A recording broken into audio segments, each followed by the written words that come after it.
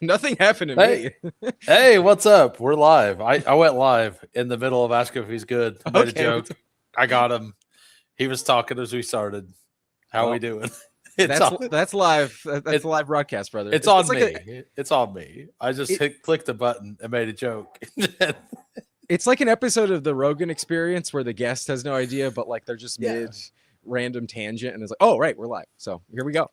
It is what it Yeah. is. So today we're gonna do something like we're gonna start going through random spots and talk about like if ADP doesn't matter, like if ADP wasn't there and we were the ones to set ADP, where would we have these players ranked? Yeah, let's say we were drafting that first Yeah. BBM pod ever, and we Or, just set the tone. or we're the ones putting the initial rankings in for underdog.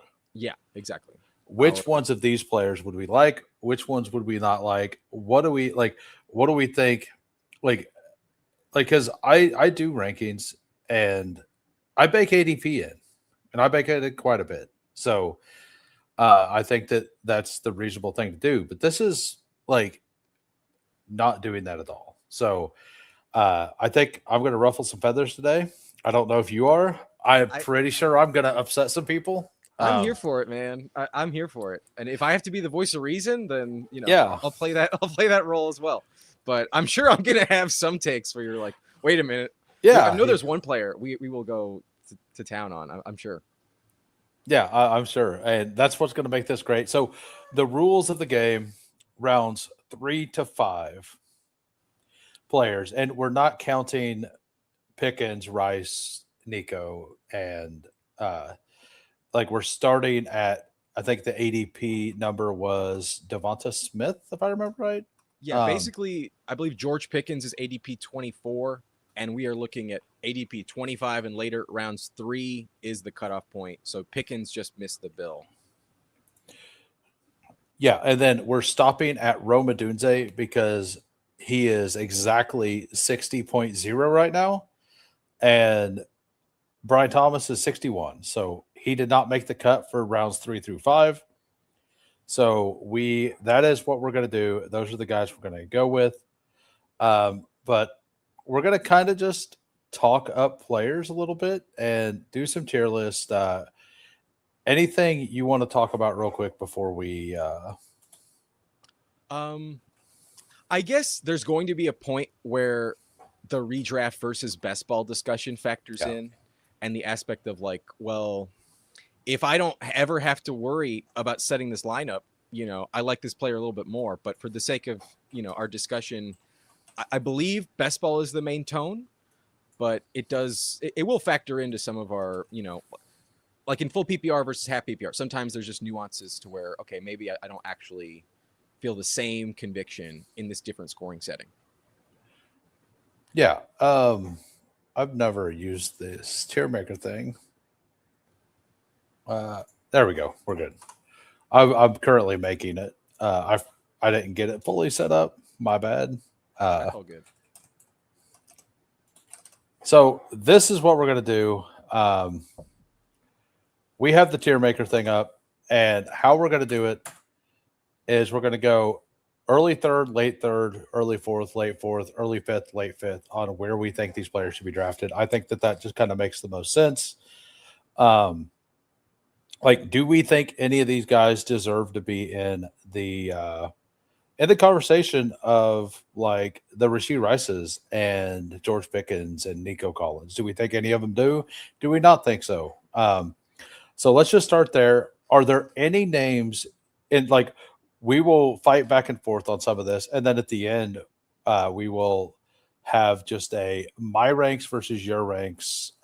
Like I will bring over a spreadsheet. I'll try to fill these in as we go, and try to do it on both ends. So the first player I have listed is Zay Flowers. I have Zay Flowers actually up there with George Pickens in my own ranks.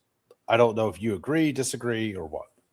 I would disagree. I have him in the late third, second tier myself.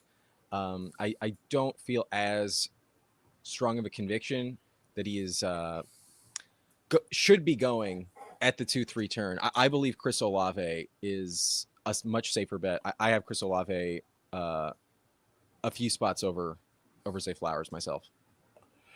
I have them like back to back. Like Okay. they are my 1 and 2. So like Olave and Zay, like whenever I did my very initial rankings back in January, they were my wide receiver 10 and 11, Okay. which is kind of where that would be right now, right? Close to that. So like I think they're kind of the same tier myself. It sounds like you actually have Olave in a different tier. Like you're more like this. Yes, I am. I feel a bit more conviction on Olave. And based on the players we've ignored, the ranking we are starting with literally is number 12. Like, basically, Yeah. if we remove the 11 guys we're not mentioning today, we're starting with at wide receiver 12. So I have Olave right at 12. And I feel better about it. Can I explain why? Or would you like Yeah. to? Yeah. We're just here talking. And Yeah. then after this, we're going to do a draft. So starting with Olave, I'm not looking at games with the backup quarterback. I think in regards to the evaluation on Flowers, it's fair not to count Tyler Huntley games, right? Like Yeah. they were relevant last year, but I don't think you're going to tell Correct. me those games are why you believe in him. So similar to that concept, I'm going to remove all of the Spencer Rattler games. And for the sake of this argument, Chris Olave in 9 games with Tyler Shuck last year was averaging 15.1 points per game. 15.1. Whereas Zay Flowers in his 13 games with Lamar Jackson was averaging 12.7 points per game. The yards were identical, basically. Olave had 80 yards, Flowers had 81, but the touchdowns were almost double in favor of Olave. And he also had about 2.5 more targets per game as well. So I know Shaheed wasn't there. Tyson comes in, but I just believe in the Kellen Moore system. I like their schedule a little bit, and I just don't fully know what I get out of Declan Doyle, and I just haven't seen Flowers score those touchdowns. So I'm going off of last year's stats with the quarterbacks, and I see more production from Olave. I agree that like Zay's just not going to get the touchdowns, but I will push back a little bit on this with Zay Flowers, like never played with a healthy Lamar except for the first 2 weeks. And in the first week, he had a really good game. And in the second week, he put up a solid week as well. The third week, I guess he was mostly healthy the whole time, and KC just kind of destroyed them. That happens from time to time, right? Like teams just get destroyed. Mm-hmm. And I'm kind of like, I think everything from Baltimore last year is kind of something you could throw out. Like it was never anything that mattered. Lamar played a lot of games, but when he came back in, he wasn't running. If he's not running, it doesn't open it up as much. I think that like we are projecting forward a little bit, and I agree that Olave is awesome. I originally had Olave ranked a little higher, and I do think that the ceiling outcome Olave is probably higher than Zay. I also believe that Olave he has injury risk, right? Like we just like innately for whatever reason the world hates him or something. I don't know. like I don't know why, but like he's got the blood clot issues. Like I'm not worried about it, but it's an issue, you know. Like he had the concussion things last year or 2 years ago. Like he just feels like one of those guys who just may never fully be healthy. And I don't know. So you were talking about like redraft versus best ball. Like all of my notes are based on like where I have them in half point PPR. And this is all half point PPR. We both decided half point was the way to do these rankings. So, and in half point PPR, I do think that we could slide Olave ahead of Zay. I just have them back to back is where I am. I think they're very close. Like I'm not going to argue definitely one over the other. The only thing I will argue is that they're both definitely ahead of Devonta Smith. I feel I'm lower on Zay Flowers than you, man. That's the truth, man. I just don't see Flowers as consistent. And when you mentioned the injury risk, there's one extra component of it that I think is a factor for Flowers that isn't as present on Olave. The injury risk on Olave is more like just him. Flowers could get injured as well. No player Yeah. is immune. But then there's also the quarterback element where Lamar is not the safest bet to play. Like, yeah, he got injured by week 3 or what we were saying. He got injured pretty early. That happens almost every year at this point. Like he's consistently missing time. We see Huntley repeatedly in at quarterback, and that's the tiebreaker for me. It's how much do I trust the quarterback to give me 17 games as well.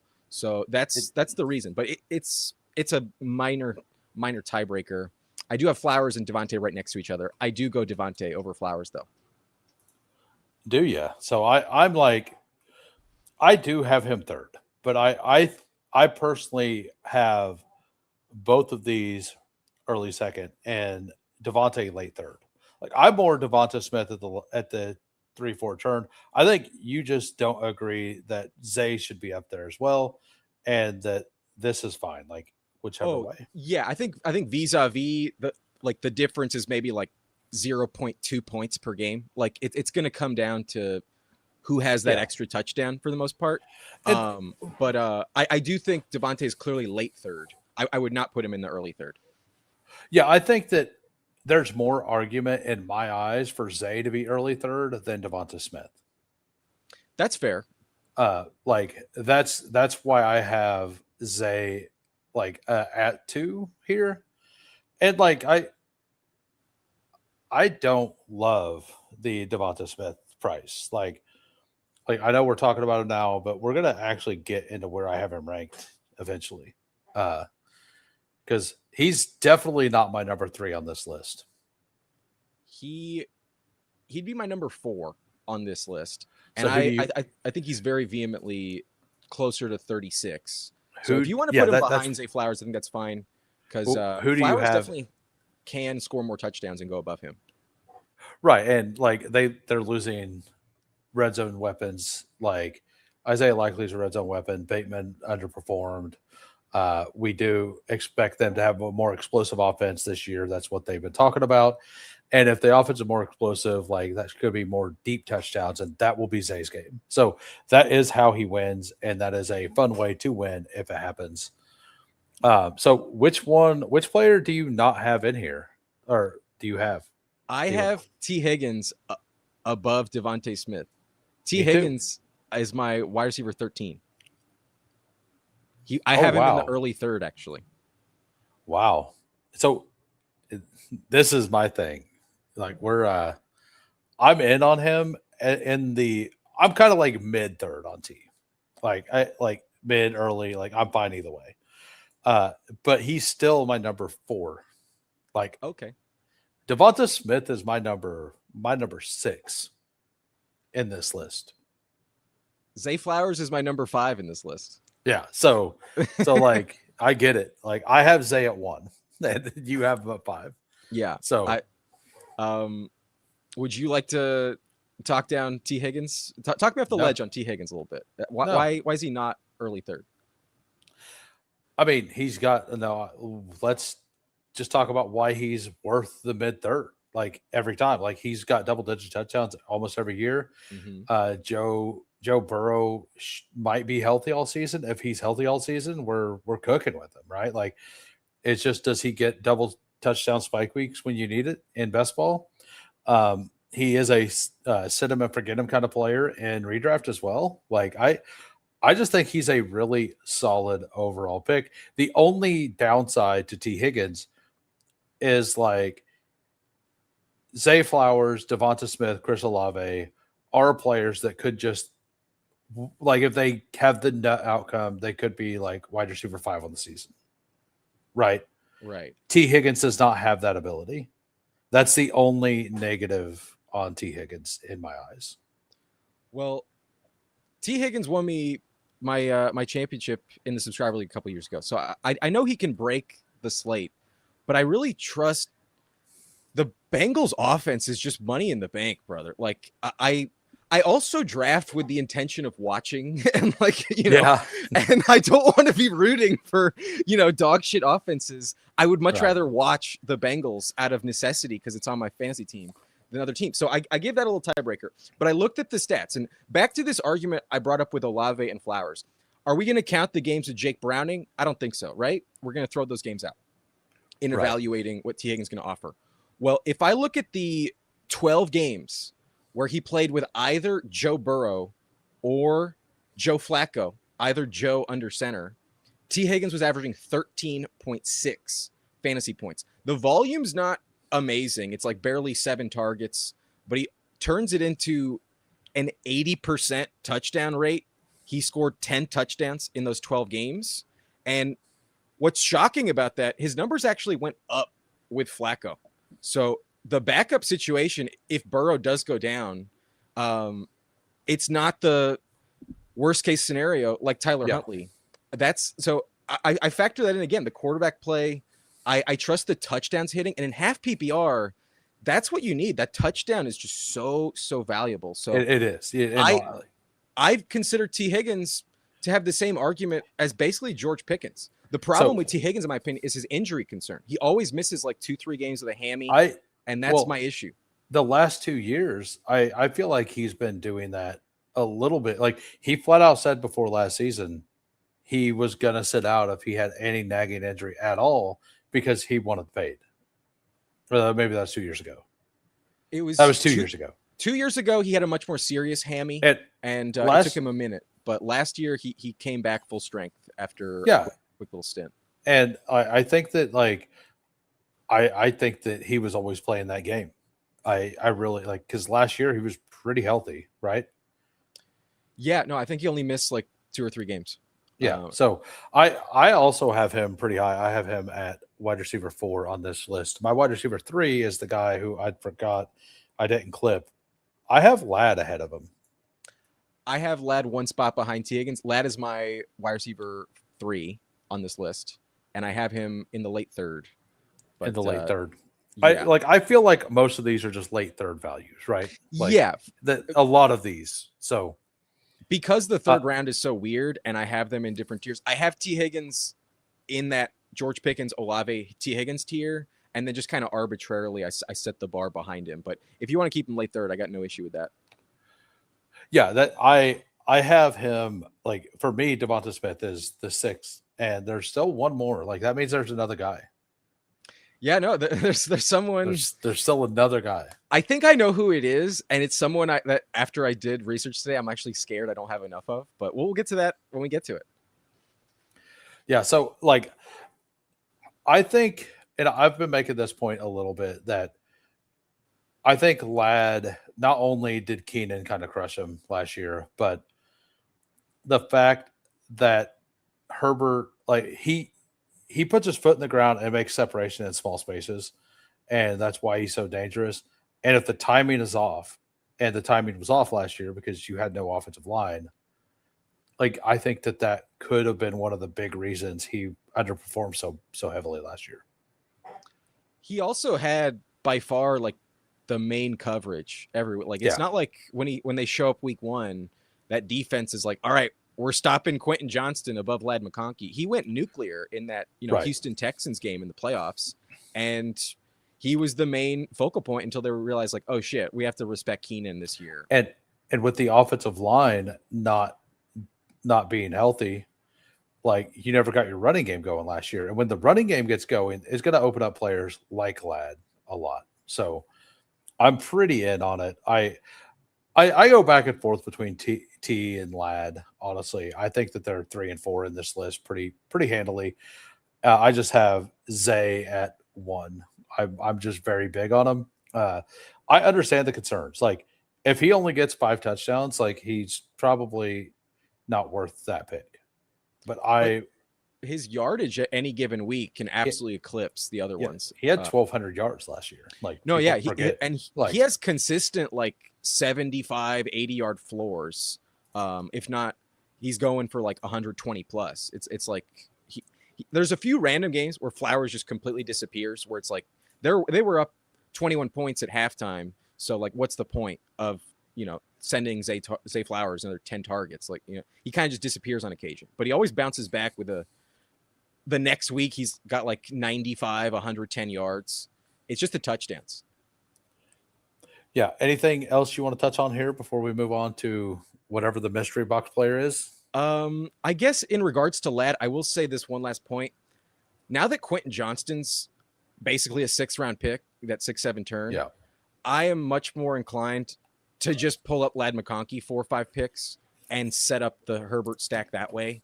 Yeah. Because when you could backstack Herbert, it was like, why would I spend so much extra on Ladd when there's this really affordable option? Now that that's gone, I'm like, I don't want to take QJ as much there in the 6th to set up Herbert. Just give me Ladd at like pick 30, and you know Herbert at 80 will just fall into my lap perfectly. So Right. I've bumped up Ladd a little bit because of the Quentin Johnston price as well. Yeah. I was wanting, like, I feel pretty confident that they're not going to sign Keenan. Maybe Same. I'm stupid again. But like There was last year was always like 50-50 on if they would. I just made a big bet that they weren't. well, And if Mike Williams didn't get hurt, I don't think they would have. But I think there was a headline just in the last 48 hours. Keenan Allen is not restricting himself to playing in LA or the West Coast. He's open to playing all over the country. So that means I'll have to add him to my list again, like to draft. Yeah, you know, he's gonna play, man. And I think he knows, his agent fully is aware. The Chargers are just not calling in the same way that we hoped for, and we got to look elsewhere. It's not because he doesn't. I'm sure he wants to play in LA, but I just don't think he has the option the way he hoped for.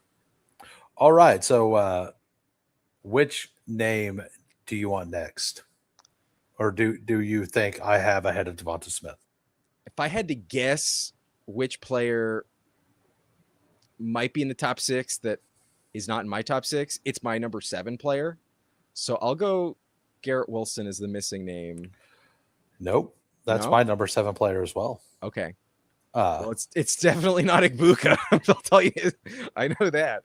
But yeah, I do have Garrett Wilson early 4th.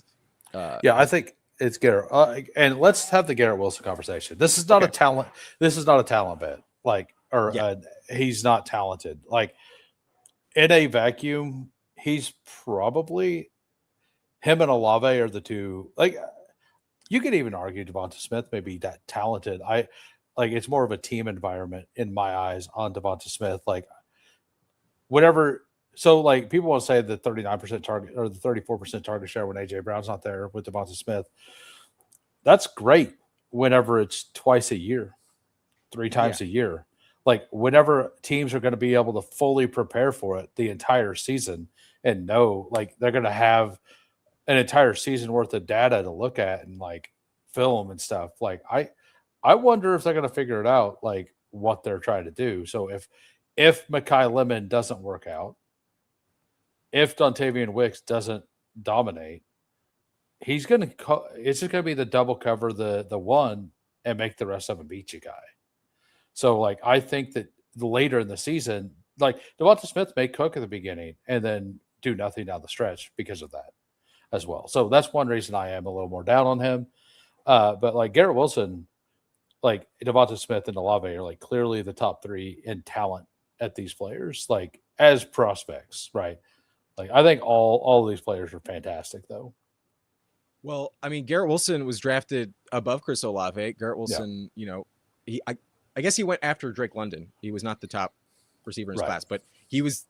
It's Ohio State, you know. It's just like, how much can you really fade that program? It's just fading the Jets. It's the funk. It's the disgusting, sticky feeling where you have to take a shower because you're invested in the Jets, and it's just not fun to take Garrett Wilson. But like, I'm starting to come around that I don't really trust Omar Cooper Jr. or Sadiq at all, and it's just going to be like the Garrett Wilson show again. And like they'll see what Geno can help them do to develop, but it's just like until he gets hurt, he's getting 11 targets again. So I actually today realized I may not have drafted anywhere near enough Garrett Wilson, but it's the Jets. It's like, fuck, really? Yeah, it's the Jets have a really good schedule throughout the season too. So like week 17 is not that exciting. I'll say that. The Vikings scare me. It does, especially with Geno, because Geno is a very pressure sensitive quarterback. So like it is a scary bet there for sure. But like, so it's a player we're going to talk about later, and Tedero McMillan, like they get the Seahawks. So like, but the I'm in, like, I'm going to be somewhat in on Garrett Wilson. If I'm in a high stakes draft, I'm probably going to try to avoid the Garrett Wilson pick. Uh, Mostly because like I'll just take Scatabo. Like if it's between him and Scatabo, like I'm taking Scatabo. Now this is just a receiver talk, but like that's usually a choice you get to make. And I'm taking the fun bet every time. It, Yeah, it's not the like, fun bet at all. But I think if yeah, you get stuck with it, especially in like full PPR, yeah. it's a smash pick. Like he's going If, to produce just because he's so talented, well, but it's not fun. his ADP is 38.9, I believe.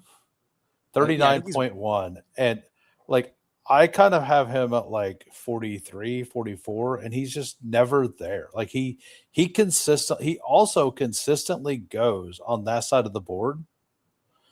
And that's like the worst of both worlds because that means he's getting paired with the same exact players over and over again as well. So I have a yeah. hard time with like just clicking him in general. Um, I'm starting to think I just need to start pulling him up and getting odd with him because like I do it with Lad, I do it with yeah, T I Higgins, but it's like just talent wise, like it, if I like just get over the Jets disgust, then I don't really have a leg to stand on to tell you why he's just such an awful pick. Like let me go back to points per game. Like his 5 healthy games last year with Garrett Wilson, he averaged 15.7 points, Who Hames, yeah. and he I, scored 4 touchdowns in those 5 games. The he was touchdowns weren't a problem. he And was then if we crushing last year, and I had a bunch. it was just the injury. And Yeah, then we came back, they were so dog shit. He played like one game, didn't get a target, and was like, well, I'm sitting out the rest of the year. So he'll be fully healthy.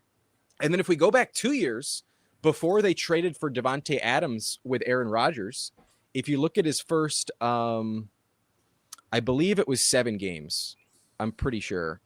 Uh, let me confirm that for you just at the end of this. But in the stint without Devontae Adams, because that's what mattered that 2 years ago with Aaron Rodgers, he averaged 12.8 points per game. He's getting 11 targets per week, and the yards per reception was dog shit. It was barely 10, but he still also scored 50% touchdown rate. He dropped a touchdown every other game. So it's not like yeah. he can't do it. It's just like you never feel good about it. So I thought Right. maybe you'd be like, yeah, I'm willing to just bite the bullet. But we both Luke, have number 7 on the list. Luke's saying he might like it's not out of the possibility.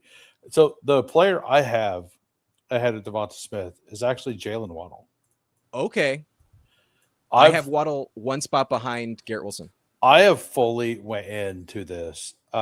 So part of the reason, and like it is very best ball brained, but like Bo Nix is so cheap and such a good value that like I in this flat tier, I think most of these players are early third, late third, early fourth. Mm-hmm. I think like most of these players, I think there's like another two I have. I have three more that I have in this same tier, like in the early fourthish tier, like or late third, early fourth. So like I think that all these guys can kind of be intermixed. And like whenever I'm looking at that, I'm looking at like what did they just pay to get this guy? They paid a 1, a 3, and a 4. You telling me they're not going to use him? They're going to use him. Like this guy hasn't. He's been dealing with Tua Tagovailoa, and I know that like Bo Nix may not be the best quarterback out there, but I do think he's better than Tua. Mm-hmm. And he also has the ability to run around a little bit. And Jalen Waddle is good in every situation. And I think that Waddle is like we haven't seen it yet with him with a quarterback that's running a little bit, but I feel like Waddle is going to thrive in that kind of situation, like being able to separate from a defender like downfield and lose him.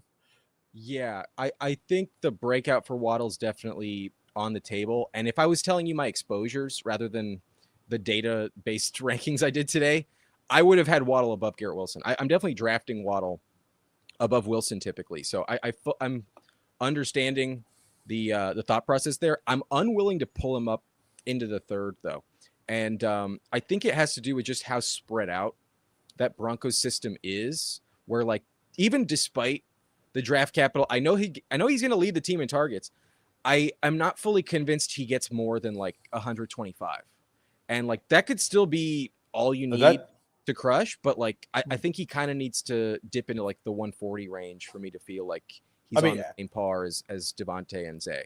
Let's be honest. Late third, early fourth, 125 targets, 90 receptions, 8 touchdowns is a really solid season. It's the minutia of just 1 or 2 spots. So I don't mind it. It's definitely more exciting to take Denver, and like you're getting into a better team, like all that stuff. Like you don't have to worry about it and all that. Their overall schedule is also, they might not win as many games, but like if anything, that's going to help the passing game script. Like Bo Nix needed to trail to fucking crush last year, so I actually like that a lot for him. But the secondaries they go up against aren't very scary. The one reason why I can't pull him up, it's kind of like, on the flip side of that Pat Surtain matchup for AJ Brown, Christian Gonzalez scares the shit out of me, brother. Week 17 versus Christian Gonzalez is not the most exciting matchup. Yeah, but Gonzalez, I don't think travels to the slot, right? I think he stays outside. And when he needs to shadow, he will. I don't. Yeah, he obviously he'll be avoided a little bit more in the slot, but if he needs to, he's not exclusively staying on one side. Yeah, he's not exclusive. Just like Surtain's not exclusive either, but like a good play designer can set it up though. And to bet on Sean Payton, that's definitely one of the play designers. Well, Sean Payton is giving play calling duties over to Davis Webb, which is incredibly bullish. Like you want to talk about like Sean Payton, historically awesome at play calls, right? Is that he's like, hey, this guy is going to call the plays. Like that is awesome. That's a testament of trust for him to give that up for sure. He doesn't give anything up. No. Like now it may be a Dan Campbell situation to where week 4 he's just like, nope, it's mine again. That's definitely possible. But for now, like he trusts Davis Webb enough that he gets to call the plays. It's going to be a big variable, man. It's not obvious, and there's also just the element that Waddle has like consistently missed time as well. But I also want to believe in some of his untapped potential. I also see the logic for projecting the ceiling being worth that late third and a guy that you need to pull up, because it seems like his rise has been a little too slow. And so at one point I just said, fuck it, I'm taking him early 4th. But I haven't taken him late 3rd myself. But the difference is four picks. So it's all the same people. They get pushed around. It's like the 2-3 turn. Like, does it matter if you take Pickens at 21 or at 27? No, it doesn't. Like, you're still getting them with the same players. So I'm fine with Waddle over Garrett Wilson. I flipped back and forth between the two, but I would have him behind Devontae.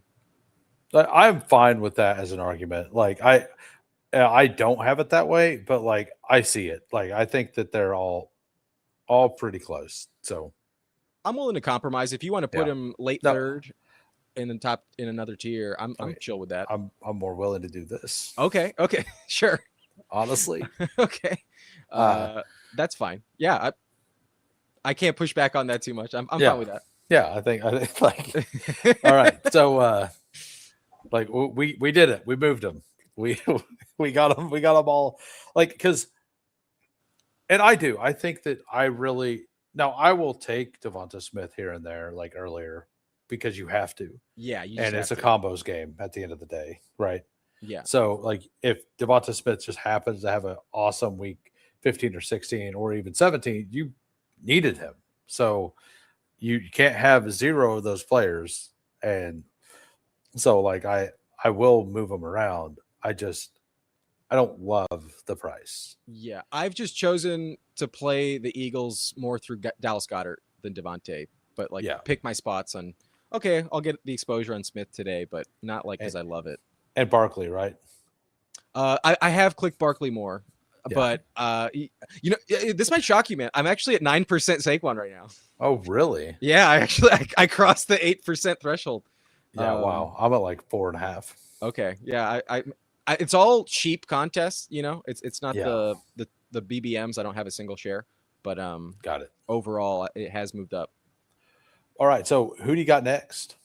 All right. Well, the name that I had in this uh, top of the fourth tier that this is probably the big point of discussion today, where we might be the most different is Egbuka. I think Egbuka is top of the fourth. You say Buka? Yeah, I actually have him above Garrett Wilson, above Jalen Waddle, but behind Zay Flowers. So So you if have you him want to, here, yeah, I'd have basically. him there. There. All right. Yeah, we We're will. We'll get to him on my list. yeah we can wait for it. If you want to save how I long mean, the wait is, just let me just be like, I'll is it going to happen this time? That's okay. But I'll put it this way: like we can just have the conversation now. fuck it, let's go for it. This to me is maybe the worst pick on the board. I have him as the last player in this entire tier, the single last one. I In have him behind DJ Moore. I have him behind Rome. I have him behind. Like I don't like this situation. I don't like. I've been pretty out on it. I think that they're going to spread the ball out a lot more than people want. Like Jalen McMillan isn't a zero. He's solid. no, He's going to get touches. Like we know Godwin's going to get touches. I believe if Godwin's healthy, he's the one. I do Like not believe that. so, like I think this is a really really bad price. This to me, like, and I was in on this last year. This to me is like being Matthew Golden over Jaden Reed last year. Okay. Like that's where I'm at with it. Like I think that that's where we're at. Like, and I was in on Golden, and I had like no Jaden Reed, but I feel like this year, this is what's going to happen. Everybody wants to argue. Well, what if you flip the season? Well, guess what? It doesn't matter because that's not what happened. What actually happened is he never separated, got a bunch of really close touchdowns. He still hasn't separated on a route. Like, whenever Baker was hurt and Jalen McMillan came back, Jalen McMillan was fine. I know Ibuka was hurt a little bit as well, but like, I I am not in. Like, I don't like it. I think it's bad. Like, do I want zero? I don't. Like, do I think he could beat me? I do. Do I want to make a stand on all the players around him? No. Like, I would much rather have all these other players and very easily. I respect the conviction, Huhames, but I think you're overcounting how bad he was with the hamstring injury. I think that hamstring No, injury really, really set him back. He didn't have any time to recover. He had to play through it. I And get once he got the bye, he came back and dropped 20 points and then was bad again because he didn't have any rest. Like, I think you're overcounting how far in the target share he's going to drop this year just because Godwin and McMillan are coming back. To have him late fifth, brother. yeah. Did you Like, look at those first 5 games? I did. The stats don't pop out to you at all. So Especially while Evans was still on the field.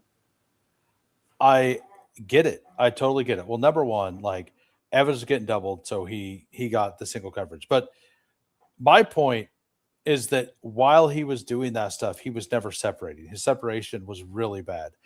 Now he's going to draw number one coverage instead of number two coverage, and he's going to get crushed against any real corner. Like he already couldn't I separate. disagree. I He don't think couldn't he's going to be that separate. bad. He couldn't separate versus wide receiver versus cornerback twos. Like he's not going to be separating versus the elites. Like, and I get it. Like in that division, they don't have a lot of elites, just JC Horn. But like, I just think that we're gonna see a target split there. I don't think he's gonna have this 27% target share. I think it'll be like 24, which isn't bad. But I think Godwin's going to be like 19 to 20. I think that it's going to be a lot closer than people think. And I'm betting that way. And I'm going to continue to bet that way. Well, I also don't think he has like a bad schedule this year. I don't He feel like doesn't. there's that many corners that are really going to lock him up. Like maybe Joey Porter Jr. or something. Like there's very few games where I'm like really worried about his matchup this season. But if you look at historically the Buccaneers offense, their wide receiver one crushes time and time again. It's just year over year, you're getting Oof. like 16 points from the wide receiver one. And if you believe that's Godwin, then I understand the fade, but I just don't think they drafted him 19th overall with the plan to let Godwin coming off of that brutal leg injury keep him at bay. Like I just don't feel as confident in Godwin's ability to be the same guy that he once was. Like last year, Godwin was never really used for touchdowns. Like he had an interesting like goal line role at times, but it took him. He came back on the field. He played 2 games. He came back off, and it took him a minute to come back. And it still wasn't like amazing when he did play. I'm gonna check the stats I have for the splits, but when Godwin his when he came back fully healthy, he only averaged like 8 points per game. He had 2 touchdowns in 7 weeks. Like that doesn't shout wide receiver one to me. Lutz is saying weeks 6 through 18, Igbuka had the lowest catchable target rate in the NFL. Well, guess what? When you don't separate, it's harder for you to get catchable targets. When the offensive line is depleted, when the quarterback gets injured, when you're running off a tweaked hammy, you lose a step. But he wasn't separating. When he was productive, he wasn't separating. Well, he was able to be productive without separating them. Like against number 2 corners. Well, yeah, but the yards are still the case, and only for like 2 weeks was he against number 2 corners. Like Evans only played 2 or 3 games. He was 16th. What separation score? Well, I mean, if I'm wrong on the separation score, I will walk it back. But I'm fairly positive everything, because whenever I was doing all my DFS research last year, Igbuka was one of the worst at separating early on in the season because I kept fading him and he kept beating me. And like it did regress, and it regressed slightly before he got the injury, and then the injury happened, and then they blamed it on the injury. So, like, if I remember right, like, I believe he got hurt the week after his first, like, kind of dud game. He got hurt in week 6. And in regards to, like, the game log, here, I'll pull it up. But here's the thing, man. In those first 5 games, I've been mentioning these, like, splits over and over. And those first 5 games were just so elite. He averaged 17.6 half PPR points, and his touchdown rate was a touchdown every single week, 91 yards per game, like – you know, that was 10 more than Olave averaged with Chuck. That was 10 more than Zay Flowers averaged, 10 more than Devontae Smith was averaging without A.J. Brown. Like, the yards were all there. He's getting targets down the field, and he fucking crushed. Like, the way that Baker plays, I think, really suits Igbuka. He raved about him in, like, interviews last year before they started playing. Like, I think the trust factor's there. I think the organization made the bet. And by moving off Evans, I think it's just all there. I just don't think you want to believe that Godwin is coming off the mantle. No, it's not a Godwin bet. It's a I don't believe that Igbuka is going to be able to perform in the wide receiver one role to the extent everybody thinks. Like, I also like my next to last player is also a guy who will, like, people will have a big problem with too. So it's all good. Like, I have my takes. I know I know why I don't like it.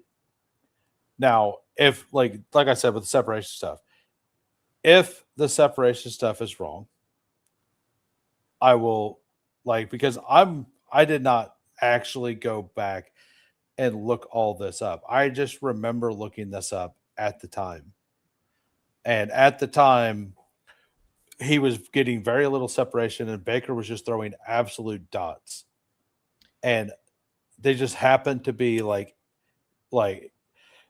most of those balls, like, I distinctly remember watching some of those, and the ball was literally going through defenders' hands right into him. And not saying that, I mean, that's could be looked at as bullish because they have chemistry, but it could be looked at as, in most seasons, those balls are getting batted down, or other things are happening. And I also believe that if he's draw like I just believe if he draw the number one coverage, it's not going to work out near as well.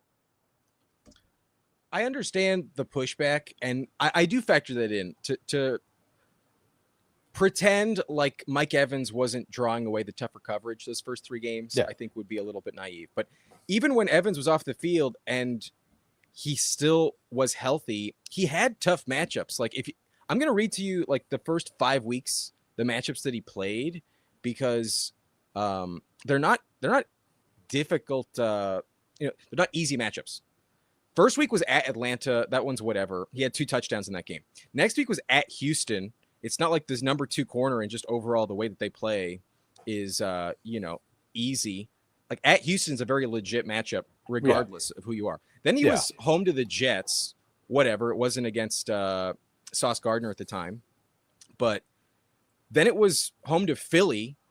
So the Eagles have a pretty good overall secondary. And then week 5, his last game when he was healthy, that was at Seattle, the week where he dropped 163 yards and a touchdown against the Seahawks secondary. Like, I do think the schedule kind of matters, and then the injury really depletes like what his true ceiling is. And maybe I'm more dismissive, to maybe I'm over dismissive of the stat, but to bring up the separation and him to still crush regardless. Like there are some stats where sometimes I just don't put that much weight into it.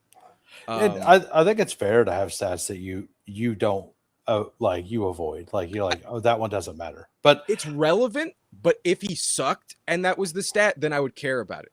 To tell me that stat and tell me he also still averaged 90 yards per game in this stretch, I was like, well, did it matter? No, at least back then. But could it matter in the future?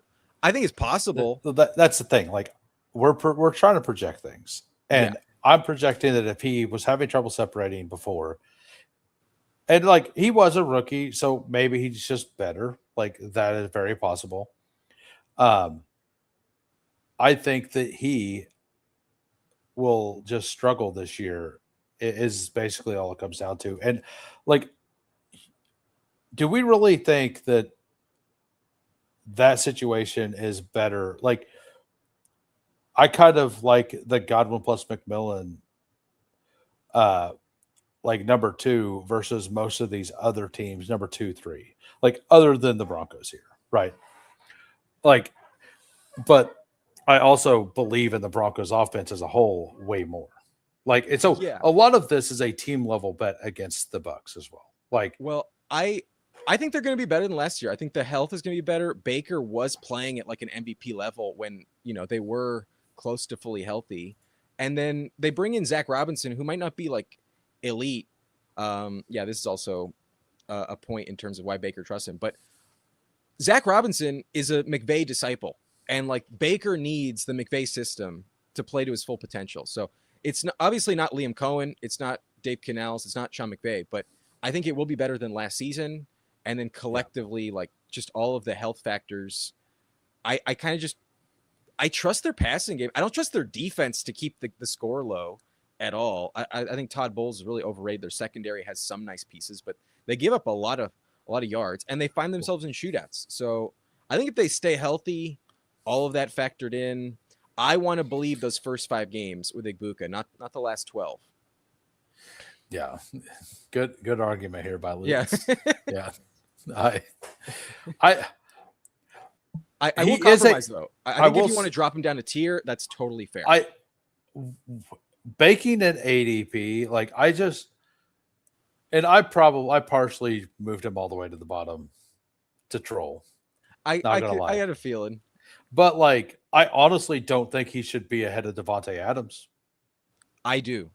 So like the rest of them, whatever. But ahead of Adams and Evans and these other players, no. Like the player I'm about to talk about, Terry McLaurin, I think is miles ahead of him.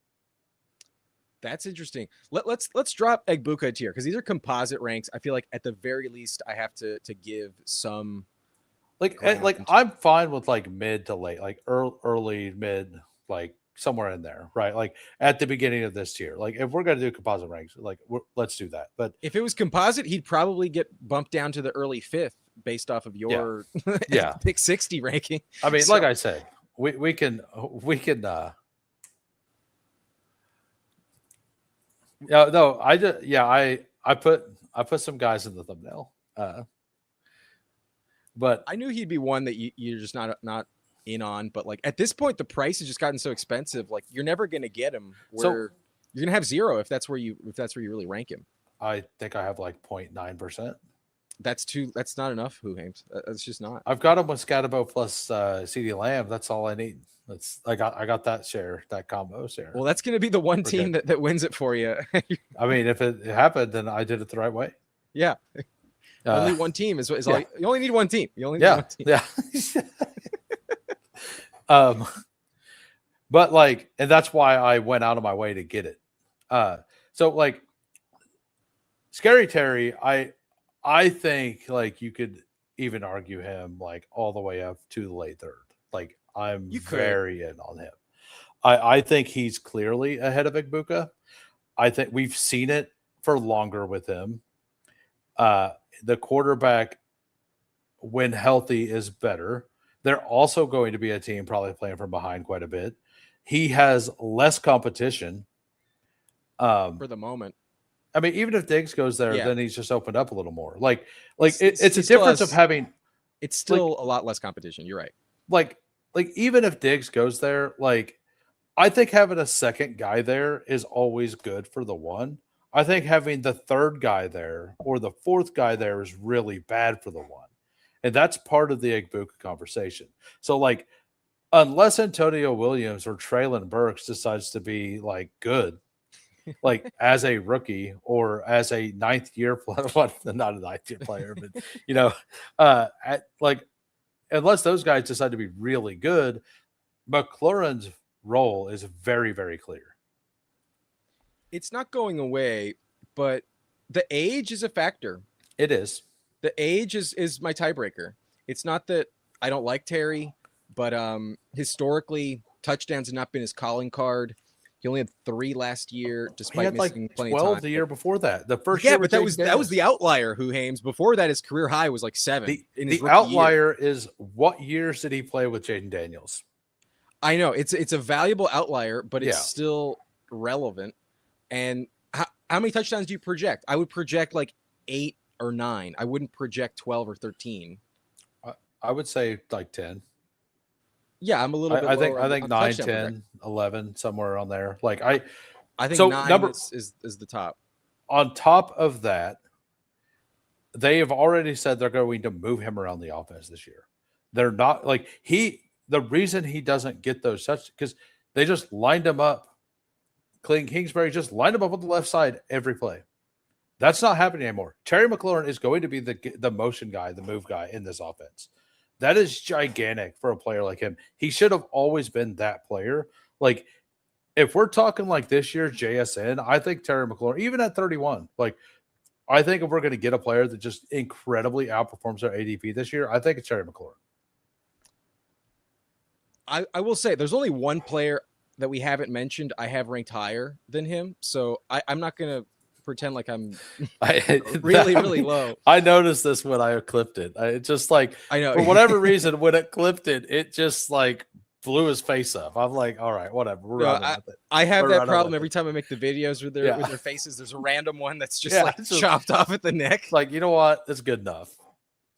I mean, it's an easy argument to make, James. I guess I just don't believe in the touchdowns as much as I believe in them for Adams. And that's the one player I would take over Terry, because if you look at the season with Daniels 2 years ago when he scored those 12 touchdowns, the average points per game for Terry was 13.2. Last year, Adams in 13 games and Puka was healthy, averaged 13 points per game on just a few more touchdowns. So I have them right next to each other. If you want to go Terry over Adams, I think that's fine. Terry's younger, so to bring up age and point to Adams ahead of him is, maybe not the best argument. I'm pretty clearly Terry over Igbuka, though. Like, very clearly. That's your choice, Huhames. I respect it. Yeah, I he is one of the main reasons I can't draft Igbuka. Like Waddle should be ahead of him for sure. And like you agree that at least that's close. Yeah, yeah, they're very close, but I have Waddle ahead. And like the Terry McLaurin thing though, I've said this most of the year. I just think he's completely mispriced. And I've thought that Igbuka has been mispriced this whole time. So like we can just leave them both. Like I actually have him in the early fourth and Igbuka more in the late fourth. For the sake of the composite, put Terry over Igbuka then. Go for it. Yeah, I think that like if we're gonna do this, like we have to, because Zay's my one and we moved him down to 5 or 4. Yeah. So No, like for the composite, we'll do this. There's a massive discrepancy on Igbuka. So if you want to keep him at the bottom of this late fourth tier, I think that's fine. I mean, I'm fine with him staying here over everybody else. I think you could argue Evans over him if you buy into the argument you were telling me. Then I can buy in every one of these players over. Yeah, him. But like if we're doing composite ranks, we'll just keep him here. Yeah, I think that's fine. Keep him at the bottom of this tier. So are you Evans next then? No, I'm Adams next. I'm Adams over Adams. Yeah, I'm Adams. All right. I'm surprised because my next one is not him or Evans. Is it? You want to tell me? Okay. I'm lower on Tet than the market. So we'll talk about Adams though. Okay. Well, for me, it's just the bet on the quarterback in the system. Like I don't buy in that the tight ends are going to steal that much work from them, but they did nothing to address the receiver depth chart. Like Xavier Smith, Konata Mumfield. Yeah. I'm not worried. So it's just the bet on Stafford, and like until Adams goes down, those touchdowns are just money in the bank. So I just know what I'm getting, and he could regress I have by them. 25%. He's identical with Terry for me, but if I was only taking one, I would go Adams. So I also think Terry's going to get more touchdowns than you do, but like Terry's going to get at least 300 more yards, in my opinion, than Adams, which matters a lot. Like that'll make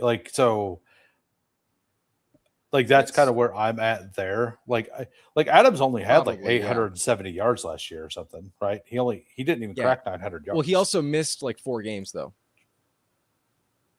Yeah, he did. So I like the Devonta Price. I'm very, very fine with him at the late fourth. Like I think that's the right ranking for him, along with Mike Evans. The one note I want to say on why I also give Adams this little tiebreaker. The week when Puka missed time, Adams had 3 touchdowns. He dropped 20 points. I know it's just one game, but like if you told me there was a stretch of time where like the other receiver went down in those offenses, like Adams is crushing. Adams is a top 3 play basically. Like, and that is a factor. Like the one game when Puka was out was absolutely elite from Adams. I can't remember who they played, but that was the London game, and like the London games, you can kind of like weird things happen in those games. It was an odd game, but he dropped those 3 touchdowns before halftime. Huhames. Yeah, I remember. And then Stafford like airmailed 2 more. Yeah, he could, yeah, like he in the event 4. that Puka's out. Where are you ranking Adams that week? I mean, he's probably wide receiver 5 or something. Yeah, that's why this extra little nugget of contingent upside, I'll take it. But your point on yardage, Terry feels a little bit safer. He's a little bit younger, and he is the true one. And also, like, isn't David Blau like talking like the goal is for Terry to have 10 targets a week? So like, he's supposed to like they're going to move him around the formation. They're going to try to get him like 8 to 10 targets every week. They're going to like he's been a touchdown guy. The 1 year he was with Jaden trust him. Like that's the thing. Anywhere. Like he's not going anywhere. Like could he regress because he's 32 this year? Maybe, but Adams could also regress because he's 47. Yeah, but Adams has made it to 45 and still kicking. So he's proved Father Time wrong time and time again. Like I think Adams is actually 34, but like I think you're right. I believe he Let me look it like up. I think he might be 33. I think he turns 34 well in December. another bullish point on Adams, and I went over this a while back. Stafford and him didn't actually have a connection. Like he actually got 27 red zone balls thrown to him, or inside the 20 balls. Only 14 of them were touchdowns. Of all the Rams, Adams had by far like the worst. Him and Terrence Ferguson had like really bad catchable target rates, and Puka and Colby had really, really high. Like Stafford was incredibly accurate last year, but he was not accurate when throwing to Devontae Adams. And you actually seen that, like whenever he was doing like the in breakers, Mm-hmm. he just missed him over and over again. Like it was really weird. So I think a lot of the negative on the yards that Adams had is actually explainable by them just not being fully synced up because it was the first year they played together as He's well. also, a little bit older, but he's still amazing. And like, I kind of feel like when they brought him in, like the Rams know how to treat a Hall of Famer and kind of give him what he wants.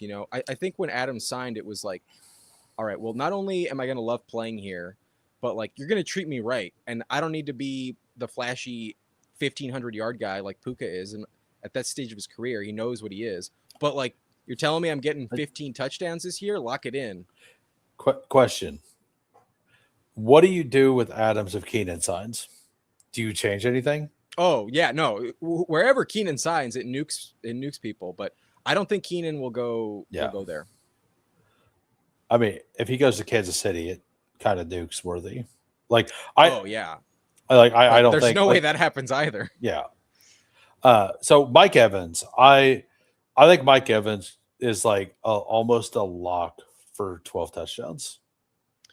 If he stays healthy, yes. Yeah, assuming health. Like Yeah, I'm assuming health on all these players yeah. mostly.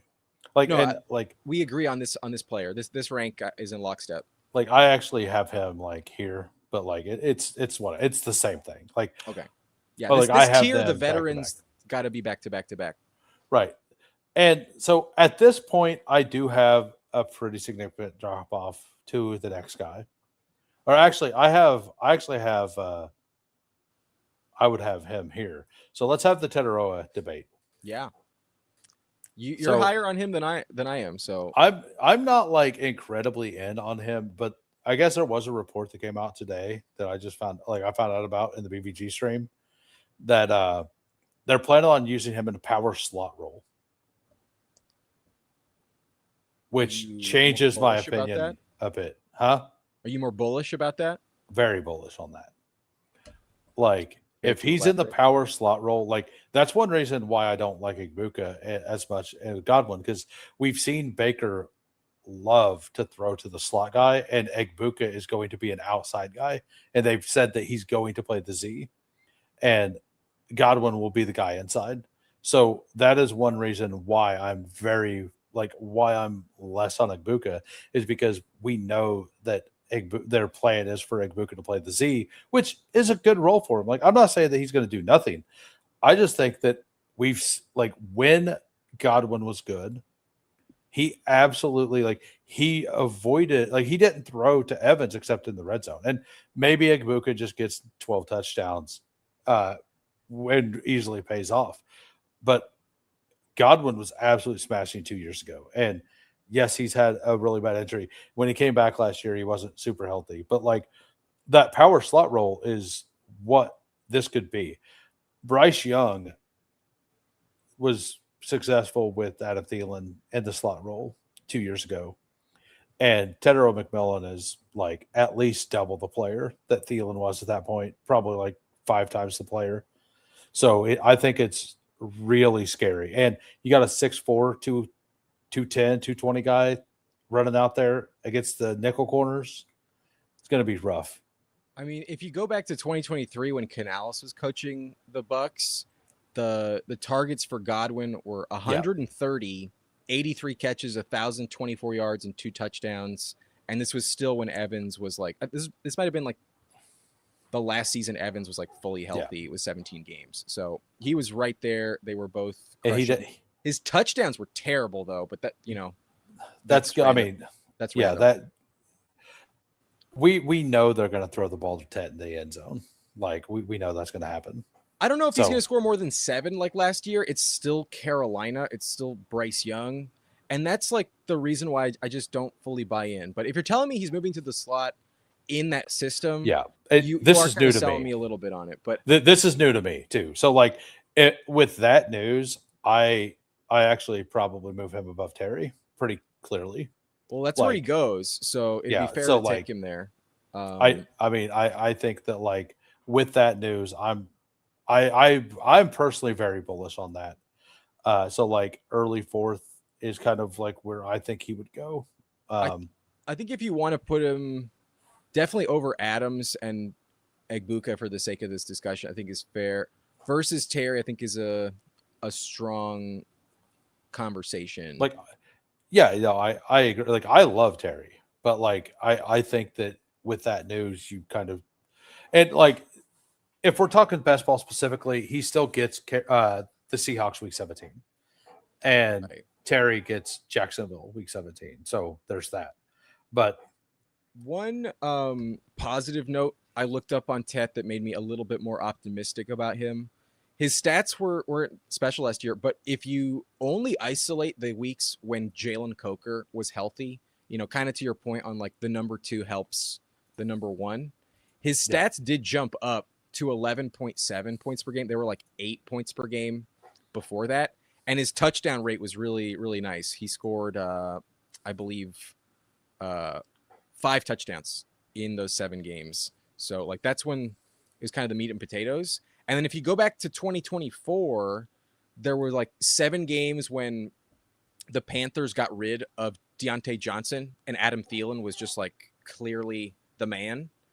In those 7 games, Adam Thielen did average 13 and a half points per game. That's yeah, what I was hyping on T. Higgins with Burrow and Flacco earlier. Like yeah, there is a world where that is how he plays. And like if you get the touchdowns, you're just living because the volume will be there. The yards should be there, but like I just don't trust. I don't trust Bryce Young, man. Like that's the only thing. And then you also factor in the Seahawks week 17. It's just a yeah. little bit. So uh, yeah, so I got that news after I made my ranks, and you just found out that. So like, I It think makes me a little more excited. I'll say that, but yeah, it's basically I for me like he's way more likely to stay healthy than these veterans. So to put him at the top of the tier, I think does make sense. yeah, I think that like I think just put him back at the like back end of the early fourth. Like That's where he goes. yeah, So so like let's just put him there at ADP. He'll probably move up. He's probably going to do the Igbuka thing, and he's probably going to be like a staple at pick 32, 33 here soon.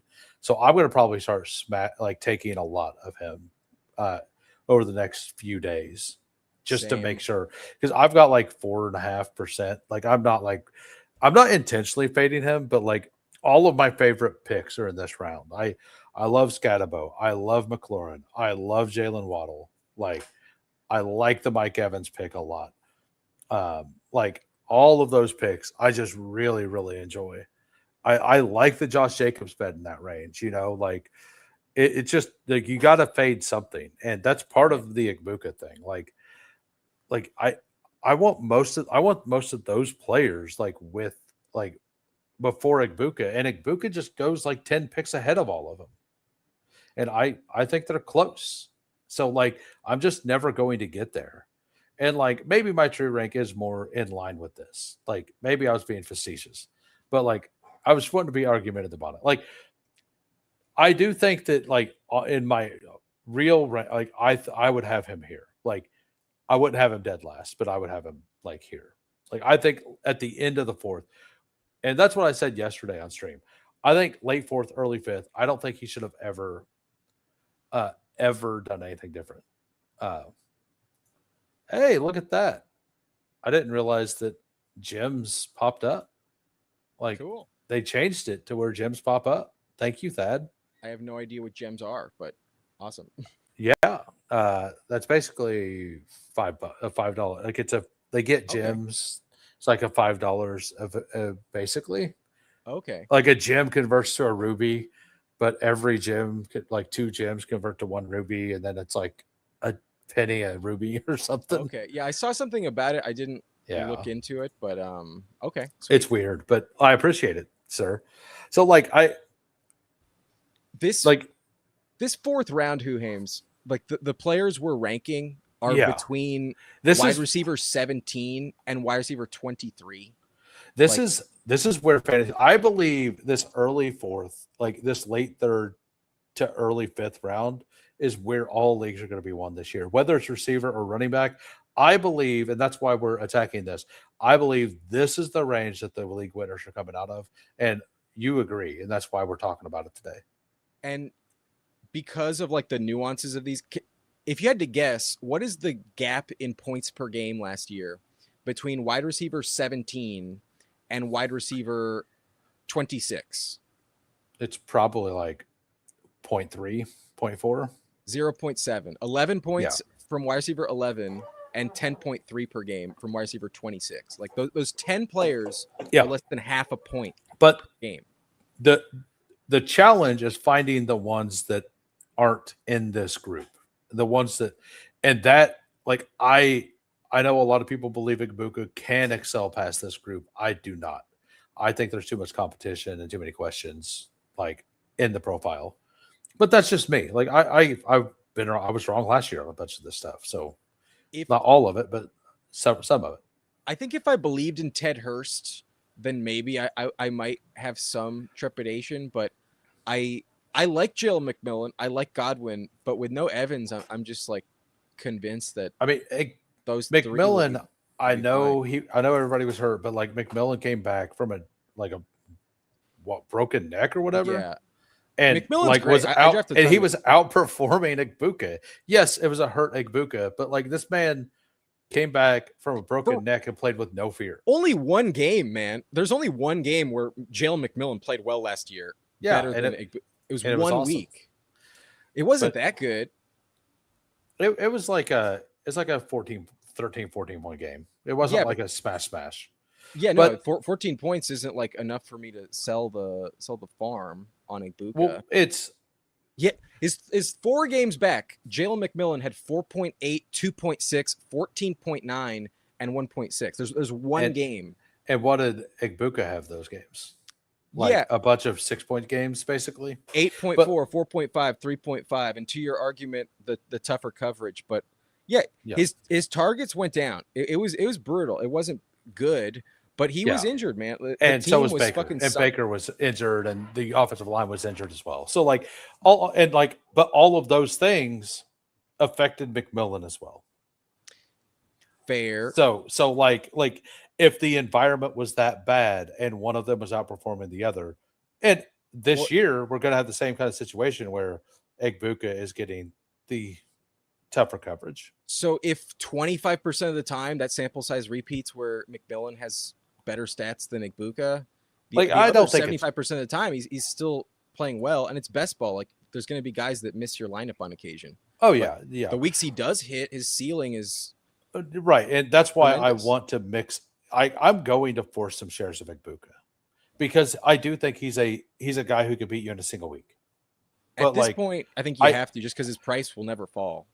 oh yeah, exactly. But I also think that he is I personally I feel very strong that he's going to be a low advance piece, if nothing else. So that and like I think a lot of these other guys have the chance. Like I think they're more likely to smash their ADP than he is, and a lot of really smart people are in on Agbuka. So it could just be me being dumb, but like we have to like everybody has some takes. This is just one of mine. Well, I But I, I think my like recent conviction on Pearsall has led me to kind of fade Evans a little bit, and I think you've just been in on Godwin so much to where like it kind of forces you to detract from the higher price tag. uh no, like I think I actually think Pearsall smashing is good for Evans. Like I think it's Stripling smashing that's bad for Evans. Because if Pearsall's Well, I not going still to be think the red Evans zone is guy. worth the price, but Yeah, I just yeah, think Pearsall's not priced correctly. I Is, kind of is agree. And Yeah. like I started the offseason with him higher and I moved him down like an idiot. And now I'm back wanting him higher. The All right, so ADP's weird. who do we have next? Oh yeah. So he's not on your list, but I did include him just because he was in the ADP. Loveland. No, I don't know where to put Neighbors on this, but he's not Oh, he's not in the thing. I ranked him. Oh no, I Neighbors forgot. can go anywhere. You know, like you can literally put Neighbors anywhere, but I would I, have him I'm at the end of the late fourth. yeah, I'm early fifth, late fourth. Yeah, Yeah. So we can skip him. like that's my bad. I forgot him. Like I missed one. My bad. Yeah. So Neighbors here. Like I agree. Like that's where I thought he should go the whole time. And that's we're going to get him cheaper than that though. Whenever he goes on pup, if he goes on Right. pup, No, he will. He will. He'll absolutely go on pup. and if he That's doesn't everything go I'm on reading. pup, then I'm going to be pretty upset at myself. uh, all right. So next, Next is maybe where you start to disagree a little bit, but I got JMO. JMO. Yeah. And I think the best ball component skews my opinion a little bit, but I think JMO's a phenomenal pick at I in think early the fifth. next. I think every one of these players is kind of mid fifth. Yeah. Yeah. That's like I don't think any of them are actually early fifth. I think all of these players are very close, and I think they're all mid fifth. So I don't know if you agree or disagree. No, the with top that. of the fifth should be running backs. And Yeah. then like once Lamar is off where he really should go, it's like now the run on receiver begins. And there are a couple running Yeah. backs that maybe should fall, but like if you're at the top of the fifth and Loveland or the running backs are there, you have to take them, I think, before JMO. Yeah. But So ahead. I don't have him next. I have Christian Watson, but like I respect it. Like I'll put my rankings up here and like because since we agree it's all like mid to late, Yeah. right? Like it's all the same. Like I am personally Watson, Okay. him, Tate, DJ Moore, and then Rome, and then Burden. Okay. And like this is my not best like this is my like what do I really believe thing. That doesn't mean I'm out on Burden. Like I'm going to take some Burden now that he's at the 4-5 turn. He is the kind of guy that can beat you in a single week. But I'm fully in on Loveland smashing and Rome being like I said this a long time ago. I kind of backed off of it for a little bit and played scared. I'm fully back into just like I moved. I went ahead and moved Loveland. Like I was trying to get some Burden Loveland teams by moving Loveland back to 51. And every time I took Burden, Loveland like went like the next pick.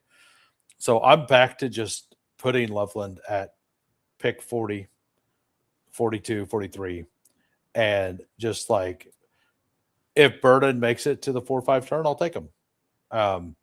Because I think that he's like that's where he should go based on the best ball stuff. I just think Rome is kind of the piece you want there at wide receiver. And like that's just kind of where I'm at with those two. I just think that the same stuff as last year with Igbuka, like you can put all that stuff there to Rome, but and there it's just kind of the same thing. Like there's three better competition, but we also expect that offense to be a lot better. When it comes to this range, the reason I got JMO over Christian Watson is because of injury risk. And I'd like to bring up Fantasy Monster's comment where he says Watson is JMO with a bigger target share. Targets per game, JMO had more than Christian Watson last year. The target share might be higher, but the pass attempts are higher in Detroit. So because of the missed games on Watson, that's why I prefer JMO. If you're projecting this, that makes sense because last year only Romeo Dobbs was 80% plus routes on the Packers. So like with them getting rid of two people, like the target share should condense a little bit. And like, but the thing is JMO will have an awesome target share again. Like that's not going to change. And I think in best ball, JMO's kind of perfect Yeah. where like the weeks when he doesn't hit your lineup, he's not really doing shit. So like all of his points, like in terms of total points, he's gonna be top 20 again, like he was last year. But when I did some splits on him. So does it JMO worry? needs 6+ targets. If he gets 6 or more targets, that's the sweet spot for JMO. He had 10 games like that last year, and he averaged 15.3 points per All game. With the 7, when he had all 5 or less, he dropped down to 4.7. and all of those games were after Dan Campbell started calling plays. So like it looks positive because they got the new offensive coordinator, all that stuff. So like Yeah. I I like the upside on Watson slightly more, but I'm fine with that. Like what do you do? Where do you have Burden? I am curious because I thought you would be higher on Burden than this. No, like in my true rankings, it would be JMO, Christian Watson, Roma Dunze, So you're with me on that.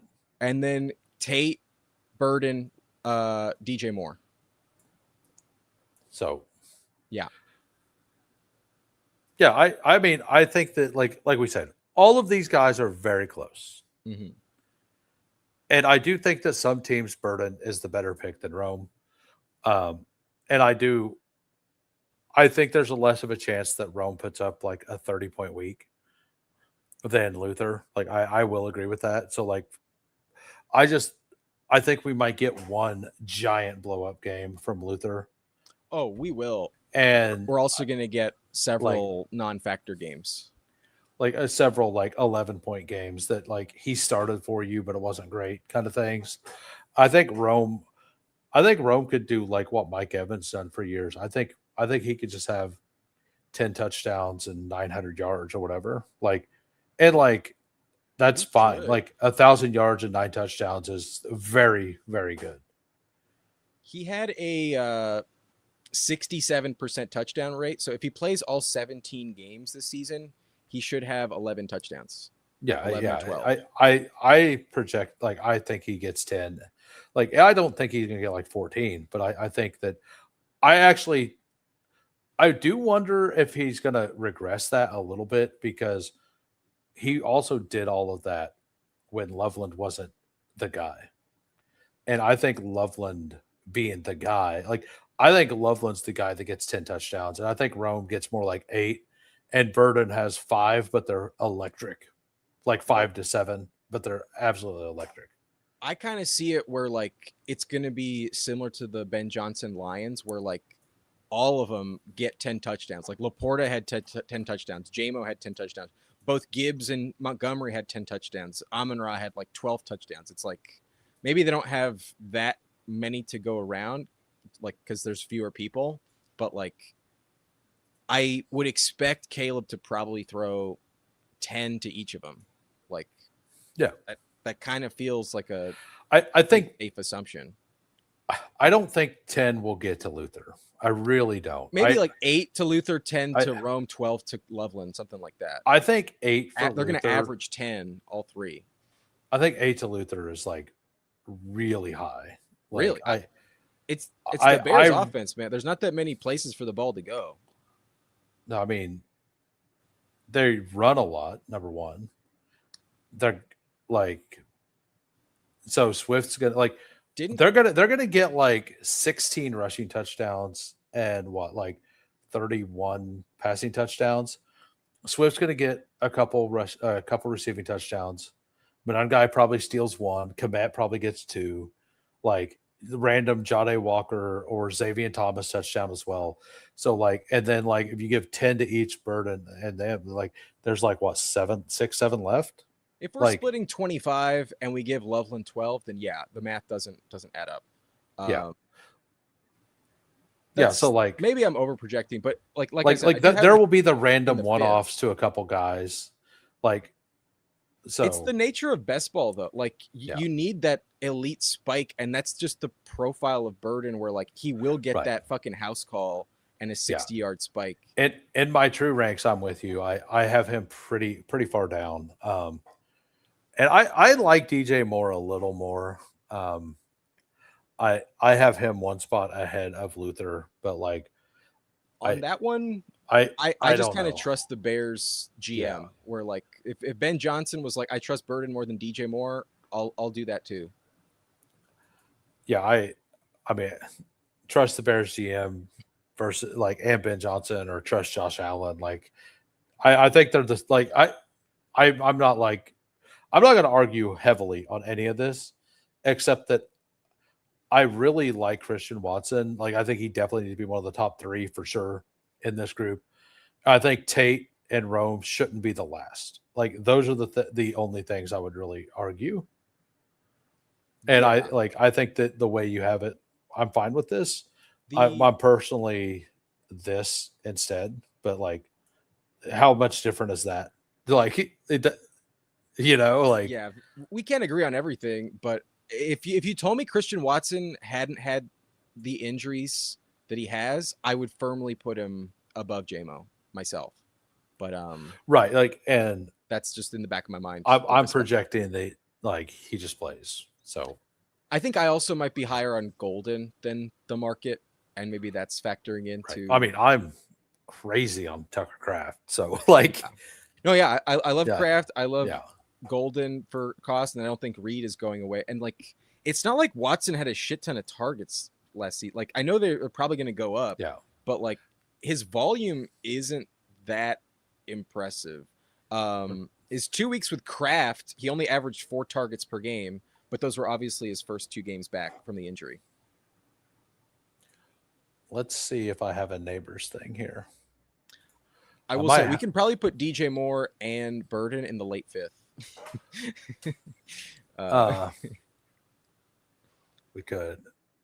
I just to think I, fill that I out, but like we all said, right. they're all mid It's fifth. not a face picture, but here we go. I have one. Okay. Then yeah, I'm fine. Like I'm actually even fine putting Tate down here. Same. Yeah, I think that's fine too. Like I think that like it also, and I kind of like him here instead. Um, but I'm pretty okay with the way that this is out. Like my rankings, because I'm baking ADP in, I have Ibuka like 12 spots behind ADP.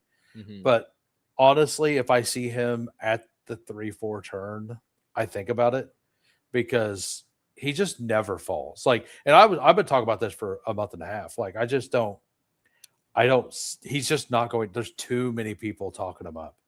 Like, he's not moving down. Like, Hmm. most of the market this year has moved in the direction that I've thought it would.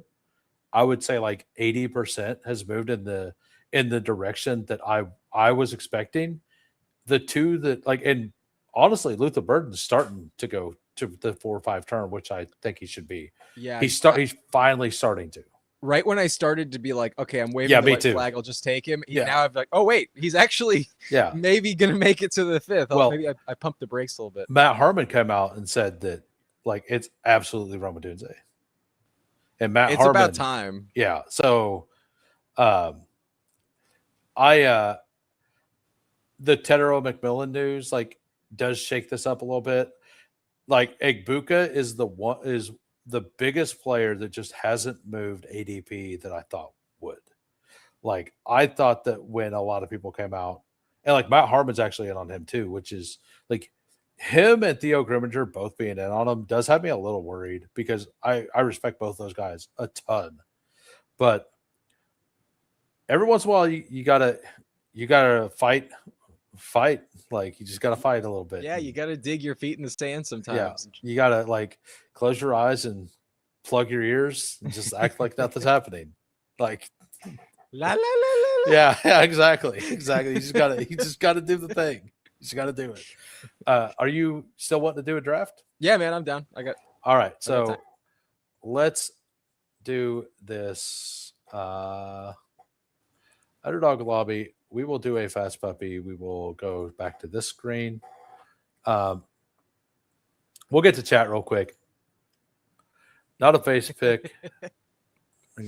Yeah, I put that in there specifically. I actually had to search through all of my neighbors' cheek pics and find the one that was least revealing. I, is this the one? I have too many windows open right now. I'm lost. Okay. That does not work. Oh, there it is. Got it.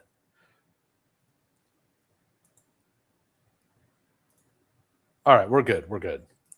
All right. So I mean, we got there together. I think they're fine.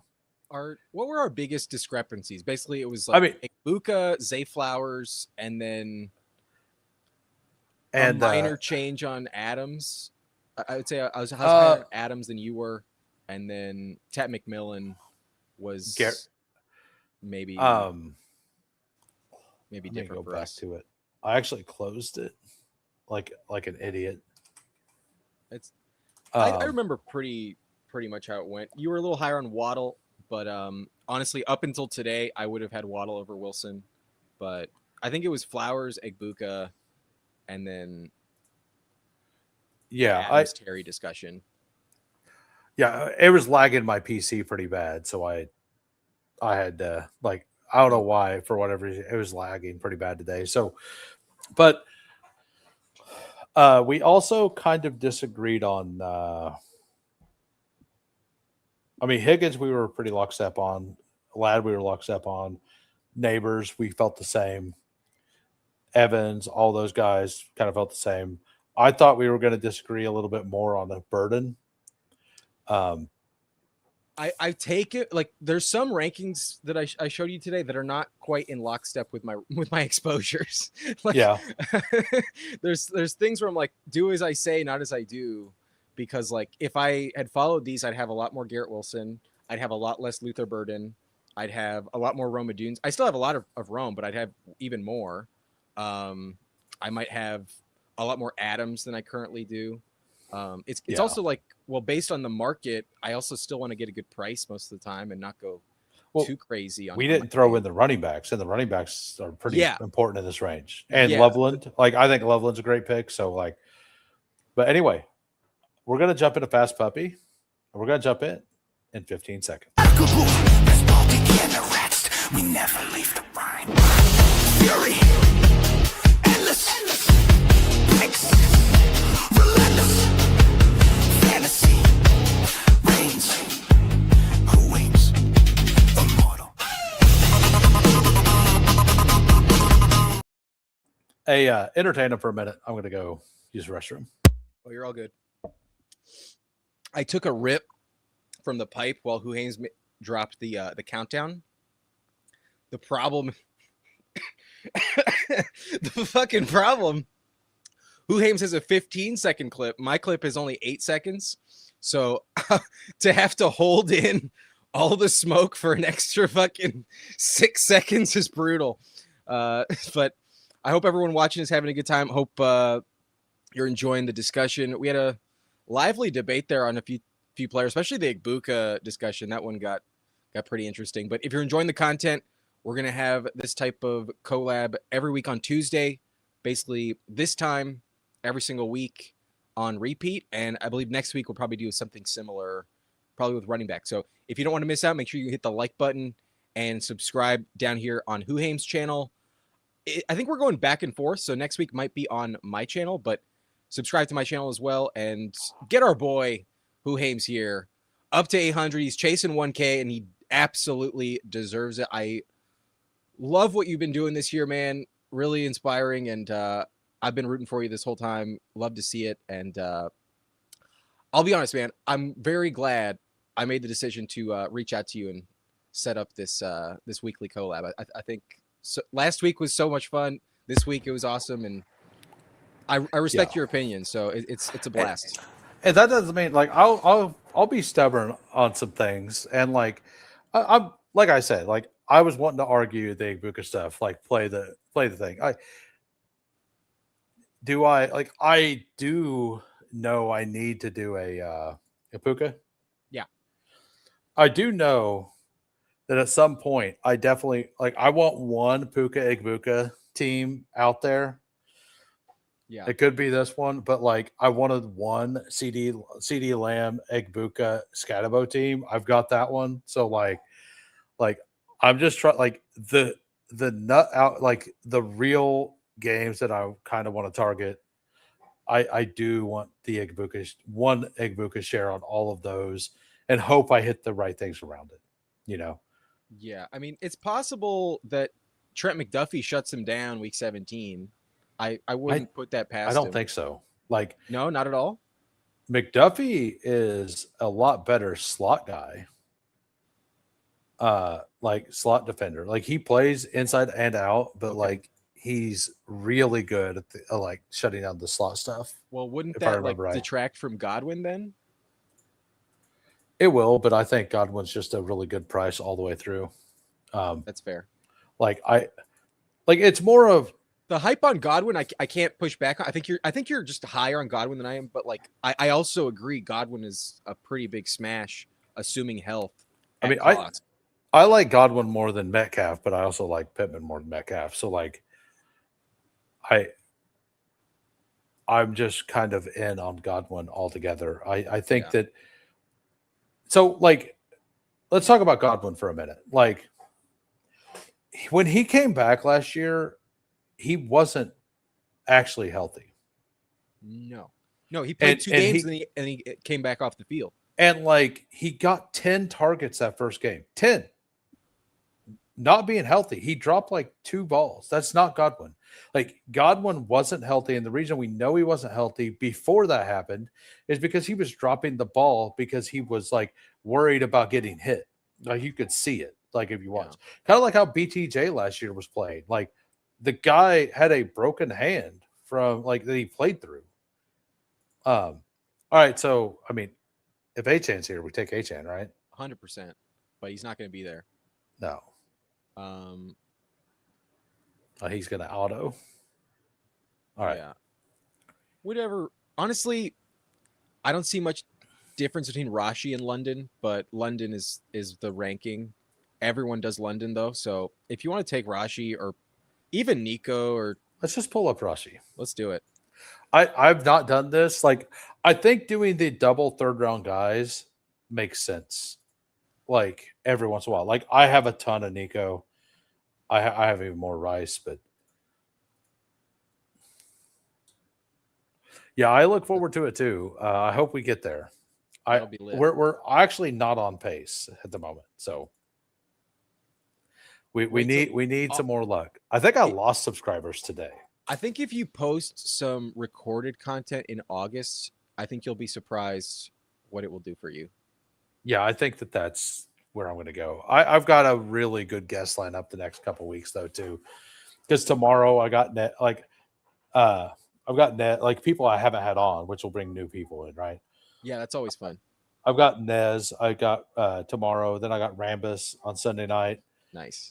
Zane next Thursday. Then we're bringing back Who Crew this week. Hell yeah. Week. Brew Crew will be on. Oh, okay. So I convinced him finally to do it. He didn't want to do it. And I'm like, are you sure? He's like, yeah, fuck it. We'll do it. Yeah, 24 hours.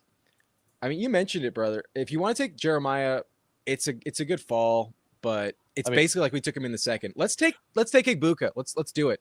Fucking send it. Force it. Hold on. Let me go down to my 45th ranked player. ADP 33, pick 28. Ranking 45 at the next pick. He's not going to make it. I know he's not.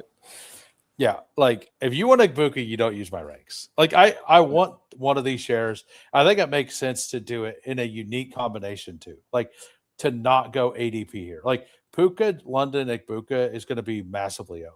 Yeah. So like if you're going to pull up Igbuka, I do think you need to do it in a smart way where you pulled up another player as well. Like even if we would have taken Jeremiah Love there, right? Like I think that would be a reasonably lower owned thing and as well. If I go to points per game, Rashi Rice was better than Drake London last year. Yeah. He has, like, everybody argued, like, people were arguing, like, what's he ever done? Like, he's only been top 5, like, basically the last 2 years in points per game. Like, you can remove, like, yes, it's only a 3-game sample if you remove the one game, but he got hurt in the first quarter. Like, you can't really add that game. He had 13 point some points that year, 2 years ago. And if you remove that game, he was like over 19 points per game. And then last year, he was wide receiver 5 in points per game. And that includes him not having Rice or Mahomes for part of a game or whatever. Yeah, the circumstances are weird, but if you just look at the just straight data, in points per game, he was wide receiver 5, 15.2. Drake London was wide receiver 7, 13.8. And the only problem is the karma. Like, it's just bad karma to associate your team with Rashi. Like, which is worse, Puka or Rice? what's worth both of them together? Who do we add to this team? Who goes to prison next? Do we take a last round Henry Ruggs? Is that where we're headed? Nah, no, that's too far. That's too far. That's too far. Got it. Yeah, no, that's like that's too dark. All right, so we got the 104. We got Thad at the 102. We got Lutz at the 103. We got Sosky back at the 107. This is A-Rod, right? Yes. Scatabo? Good to see you. Scatabo or Loveland? I love both of these. It's Scatabo. Is it? It is. All right. Loveland will be there in the next round. I hope. No, He not makes with it there not with enough to Lutz. risk Not it. with Lutz and Thad. Watch him still make it back. No. Well, we know Lutz isn't taking. We know Lutz isn't taking Adams because here's the thing. he doesn't know ball. So Loveland does make it back enough to go Scatabo over him every time. You have to play the market. I it's also the room, so I get it. But like, we didn't have a running back, and Scatabo. Here's the thing: Scatabo should go where we took Egbuka, and Egbuka should go at 45. yeah. And we just got it. It fell into our lap. It's how he drew it up. We draft Scatabo, a wild Mega Fierce. Wild. She summoned him. Yeah. I mean, This is will Luke be going to do it? Is interesting. Luke going to do the thing? Yeah, what are you gonna do, Luce? You got to take JMO for the bring back. Let's watch him. He's taking JMO. Yep. The math hates it. We have to do it. We have to take Burden. All right. No, I don't think we do. Let's Who go else are we taking? Travion. Let's go Travion. Fine. Your that's call. fine. Your that's call. Burden at this price. Okay. It's a pure exposure team at this point. Well, like this is the two players I don't have much of. I could just take my best plays the rest of the draft. Like I will probably not draft an Egbuka Burden team. Like number one, it's gonna be rare. It's gonna be incredible. Like this is without like a Puka Egbuka with Burden. Probably, I don't know. I'm gonna guess a lot of Burden probably just goes here most of the time, right? So it's a very odd team, but like I think just the nature of how it's coming together. Like I hate pick 4. You hate some of these players. Like we're just accepting what the board has decided, and we're going for it. I here's the thing: if you never do this again, I wouldn't blame you. But it's totally worth it, right? Get out of your comfort zone. Well, I think structurally, the running back helps. It also sets up Drake May as well. I don't think he makes it back in this lobby. I don't know. All of the hookers on this other side. Like we just have, unless Sosky's here, he just took him and Jaden. So we're gonna have the choice to take him. But like we're not gonna take him. And Caleb goes to 75 unless we take him at 69. So like I don't think this is a Caleb team. It's not. Like, but I'm just saying, like, I think knowing that Loveland and knowing that he took JMO, I'm like pretty sure that we weren't going to get him back because we don't take him there, right? Like, we just don't. I think if May is there, we should totally take him without Travion or AJ Brown. It's still the best pick. I'd rather. Okay, so he didn't make it. Yeah, I didn't think so. I'm Marv here. Or like I don't take a lot of It's Parker, but I it's think late enough to take Marv. I'd rather go QJ and just set up Herbert. yeah, let's do the thing. Let's take like I don't like the QJ price. I don't know if you've seen where I have him ranked, but It's getting annoying, I but I I I, still don't- I think only have him a couple. he can still hit Yeah. this. No, yeah.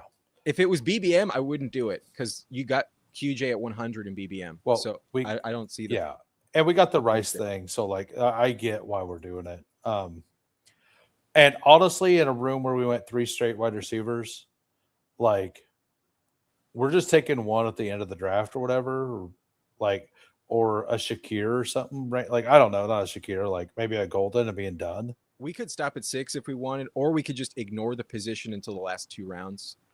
I think we could ignore it till the last round and still stop here. Yeah. Whoop. If Herbert makes it, I think that's the pick. Oh, right, yeah. I mean, that's the only reason I'm willing to take him here is because of Herbert here. Mm-hmm. Like, And it that's makes why he sense. doesn't go the any scene. higher. Yeah, I'm actually into just taking Herbert naked and then oh man, Thad.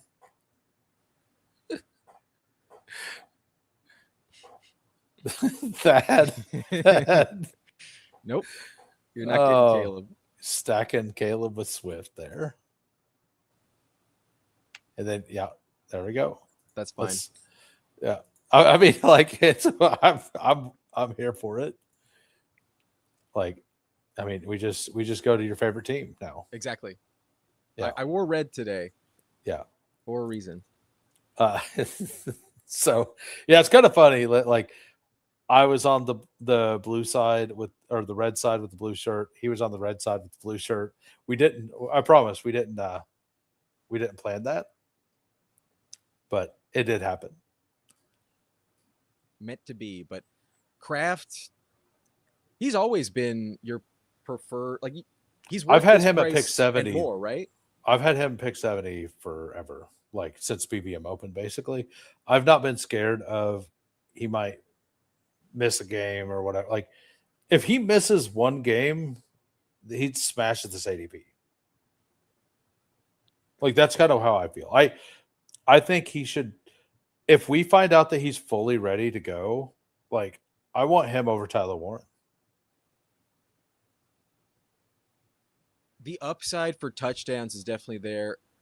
It's why I couldn't put like Watson projected for that much more volume. I just don't really like. I don't really believe he's actually their top target. I still think it's Kraft. I'm not going to disagree with that. Who was it? Somebody was saying that they must be the only person. I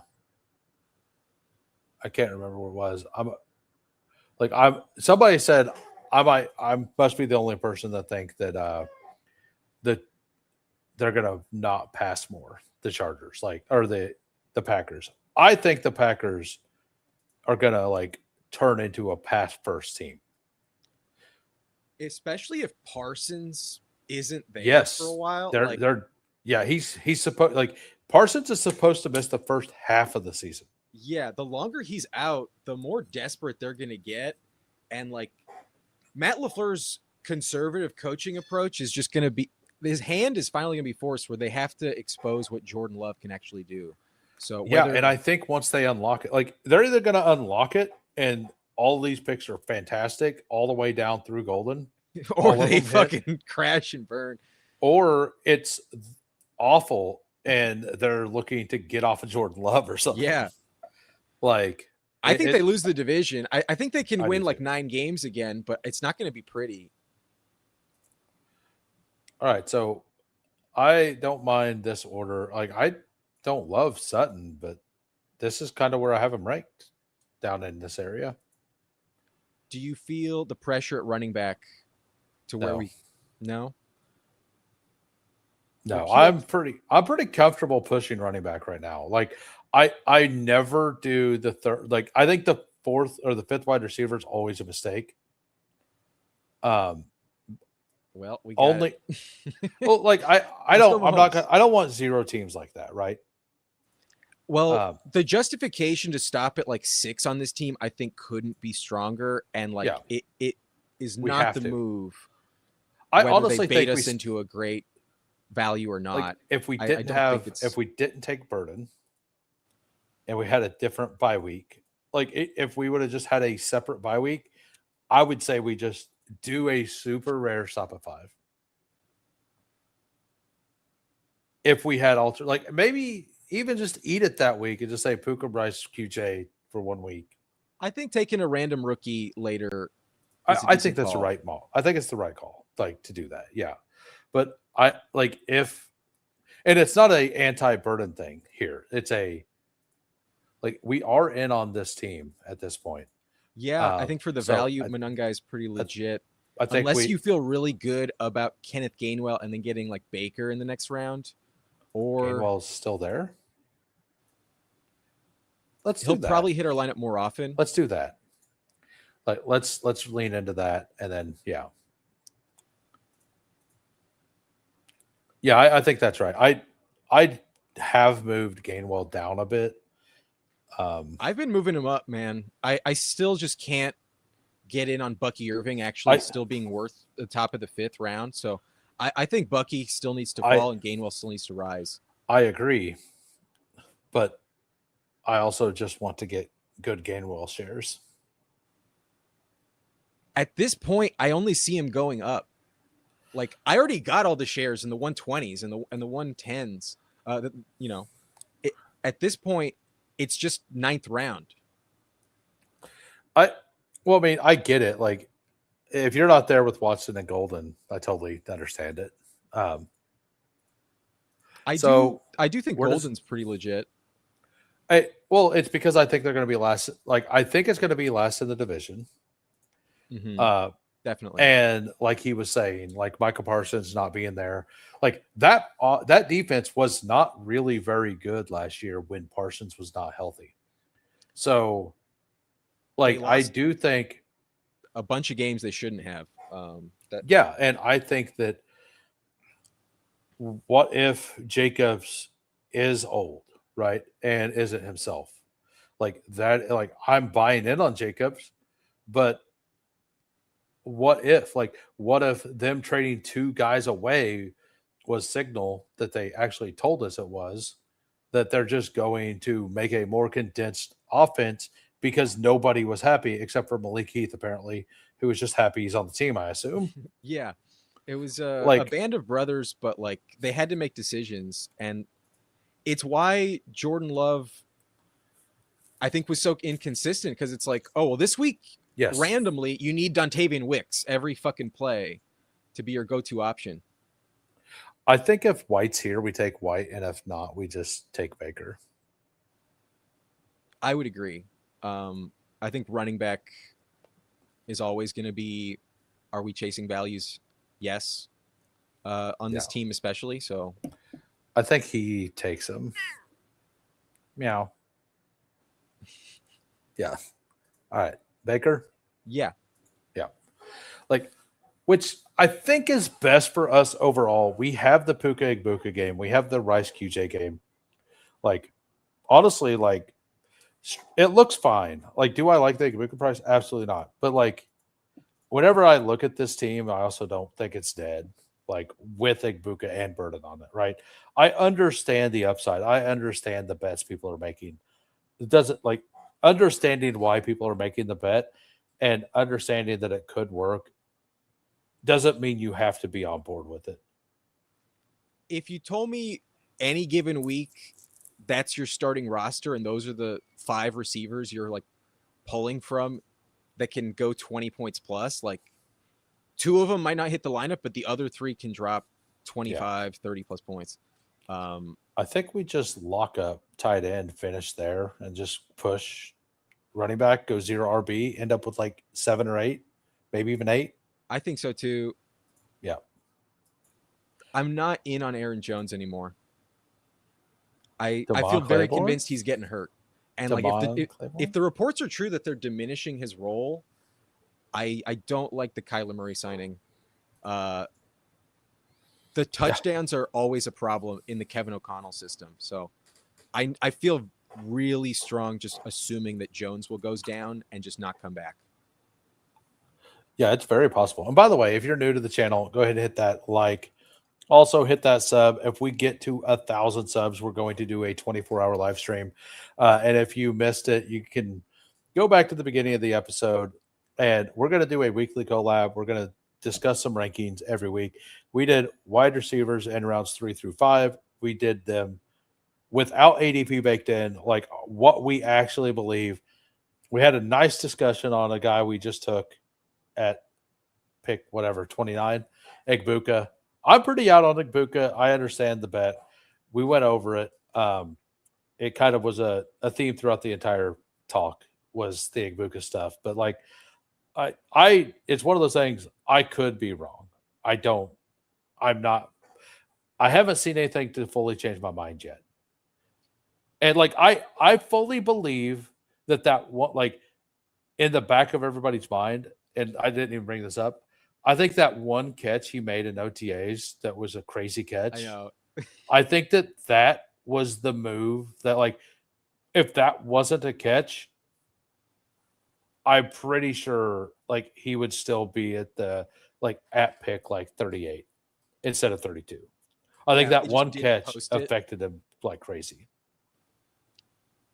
Like, but I could be wrong there too.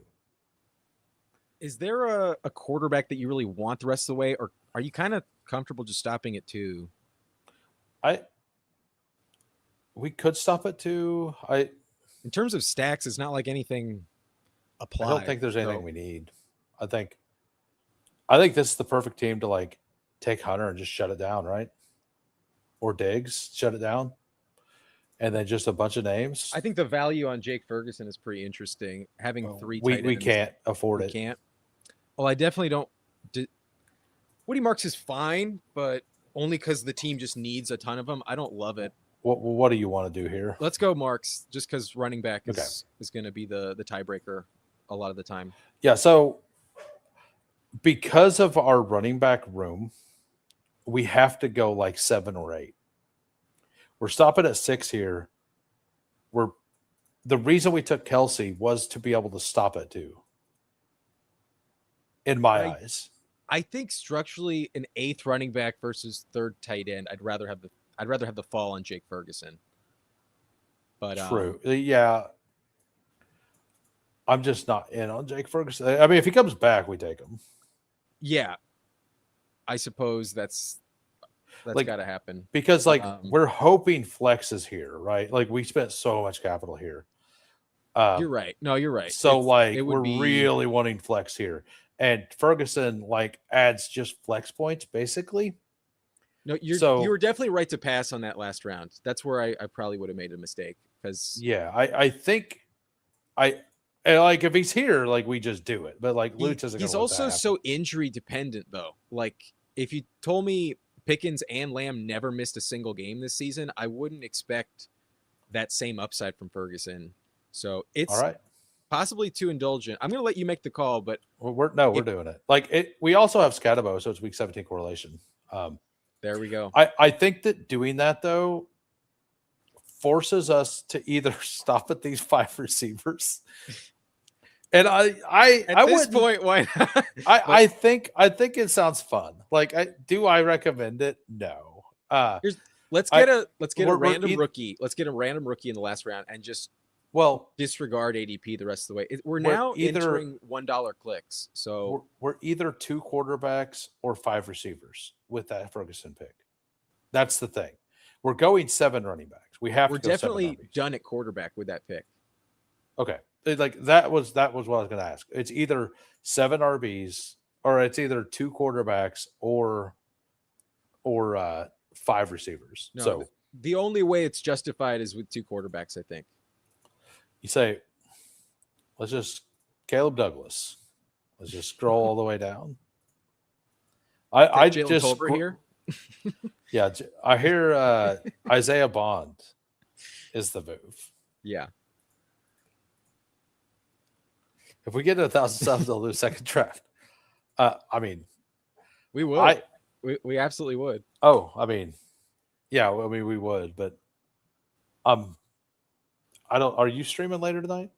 Yeah, but I'm gonna have some dinner. Yeah. I gotta take a break. I should break as well. Yeah, I you mean, were I live stream. before this too. Yeah, yeah, for sure. And this is a fun team. Like, there's a player here I would love to get. So you see, I've moved Kamara up 10 spots ahead of ADP. Do you really trust him? Like he looked Yes. kind of washed last year, man. I mean, he only really played with Rattler. He was. I mean, he alive played. for- let me look at it. Well, like when they were really doing well, like because I think he missed like the last 4 or 5 weeks when Shuck finally kind of got his footing. He always goes down at the end. Like he's never on the field in December. But if the team's more relevant, that might change. Yes. If you want him, I'm fine with that. We could just do Algier here, or like I kind In of terms like, of talent and like who I think will get the most goal line touches and like contribute the most this year, most yards I think goes to Algier. let's do Algier and then Kamara if he comes back. Like Okay. I'm fine with that. Like Kamara, I fully believe Kamara is going to pass Pacheco.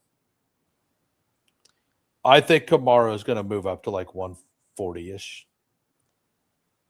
I guess he could, but I think it's just kind of like living in the past. Like he was really bad last year, and he did have a few weeks that overlap. He had one good game with Shuck. It was against the Panthers.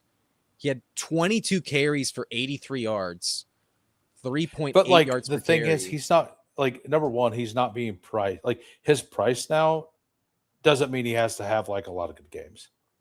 He just has to have a couple good games, especially on a team like this. I number guess so, two- but his touchdowns were just so Yeah, but minuscule. the Last Saints were garbage. I for most I of the get year. it, but maybe I'm just dragging my feet. I don't love I- Tesla, but we could do it. Like He's one of the pretty compelling options that would fit this. Let's do it. The bring back with Burden. Yeah. He also has the week 15 correlation too with I Okay. forget who it was. Giants. That's right. Okay. So he's got a different bye week. Like he'll help with that bye week 10. He is a guy who, do I think he's going to have a multi-touchdown game? No, but he could. Like he definitely could. When he actually has a chance to hit your lineup, it's always with a touchdown. Yes. And it's just like, well, did he get some yards in that one? Otherwise, you're locking in double digits on like just a few occasions. But that's what we need from like some random rookie. So Kamara was checking out last year. They wanted to trade him. He told them no and laughed and said, I'll retire. Yeah. And then he just didn't play. Like, I don't know that he was fully trying early on in the season either because he knew that they were bad. Like, he wanted to play, but like, I think if they're actually like semi in contention for anything, I think we're going to see the real Alvin Kamara this year. Like, and I'm not saying like from 3 years ago. I'm saying like, I think we're going to see a lot more effort in this game. I think you could get a few of those like, flashes from the past, but I'm not a believer that he's going to be even on the field in December, man. I don't. With this team, we need him on the field in the beginning of the season because we're going to take like those picks like Katron Allen, Claiborne, those guys. Yeah, that's a good point. Like with this, who do you think gets more touchdowns, Algier or Kamara? I think I would the say Saints. Algier. I think Kamara. Like I don't just I because think- it's the Saints. That's probably where I think the line would prefer. But I think in terms of like who can actually play well on the goal line, I trust Algier a little bit more in that department. Well, on the goal line, yeah, but like Kamara is solid in the pass game, and he'll probably take like a 20, 25 yard touchdown at some point. You gonna argue? No. Okay, like I figured not. We're both like 20%. Yeah, I love Katron. Yeah, Are we just strictly running back these last 3 picks, right? I I think we have to. There's no way we can afford any other position. don't know. Like, I yeah, we need a 4th tight end or 7th receiver on this team. I don't think I think so. we go 2 more quarterbacks. Yeah, No. we need Fields. We really need Fields. Yeah. I don't click Braylon Allen. Are you in on Braylon Allen? Not at all, but The maths. I don't love. I want Claiborne, honestly, or Lloyd. So I'd rather not have Braylon. So, well, we don't get those guys. how about Justice Hill? Sounds good. I feel like Let's go. he could spike in the same way that Kamara could. Honestly, I think he's Tiamu Kamara this year. yeah. Like I really do think we're going to get like. I mean, I know I make this comparison all the time, but like the Keaton Mitchell and Kamara prices, like I think we're going to see. I said it earlier today, or maybe it was yesterday with BBG. It was on BBG's channel. Like Pacheco, like Keaton Mitchell, I think Kamara. I think none of those players are players you're going to need in week 17. But I think they're all players are going to get like 4 to 6, 12 to 15 point games that help you advance some. And like I think that I don't see any of those players having 20-point weeks.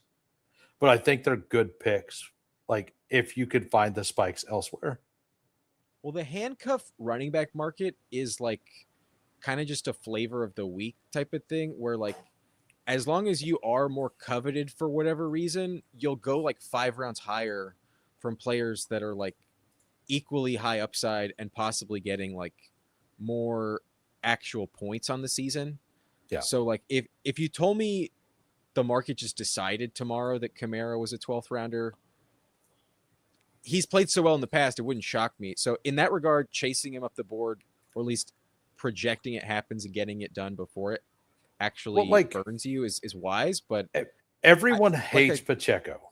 Everyone hates Pacheco. Yeah, I fully believe he's going to pass. It's like Pacheco. take Bigsby. You could slide them in random orders, but if you just like the Saints for whatever reason more, then yeah, he's worth round 12 versus 16. Yeah.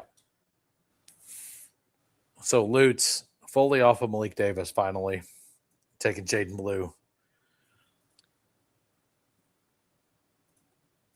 Is this the pick? Why? Have you been buying into Jaden Blue? Like I felt like I've been forced to take him, but like I still expect nothing from him. It's the only actionable info we have is that they don't hate him, that he's not Phil Maffa. I mean, they traded up for him last year, right? Like, and then literally the coach was like, "Hey, we had a sit down talk with him last year, like, and he's got a different outlook on this year." So like, he's like, "Hey," he was basically like, "Hey, he's being a dick. He's not being a dick anymore." Like I get why you take him. I do take him, but like the way they like kind of laughed him off the field in a way where that's what I kind of buy. We're like, how long will they hold that grudge? But who do you want? Any of those guys? Singleton? Probably Jordan James, but in terms of early points, if you want Holani, I don't think we need early points here. I think we need the upside swing. Then let's go in San Francisco. Yeah, because I think like Gainwell plus Marks plus Algier like is the early points. Okay. Right? Like cobble together a bunch of like 8 to 9 point weeks to not die. Right. We can probably get that done, especially if Katron does deliver on the goal line in the way I'm expecting. Then I think we do get some double digits. Yeah, if we get a CMC injury and Katron winning the job, like this team's going to smash. But or even a Demont injury, like this team's really good. Like, and we will get a random 20-pointer out of Justice Hill. Yeah, well, it happens every year. Yeah, it does. Him and Ty Johnson just once. Yeah, Yeah, like they're all the same bet mostly, but I think the thing is like Jaden Blue is the clear better bet than Justice Hill, only because like for we age, know for a fact what Justice Hill is, yeah. and it doesn't offer any upside. And If we it was know full what PPR, maybe. we know what Derrick Henry is, and we know what Javonte Williams is. And if one of them is going to have any workload eaten at all, it is for sure Javonte versus Henry. So like I think that it's just kind of clearly like both offenses are awesome. They have pass catching backs. Like which one is like guaranteed to not like give you a zero, like full zeros? It's Justice Hill. He is the safer pick.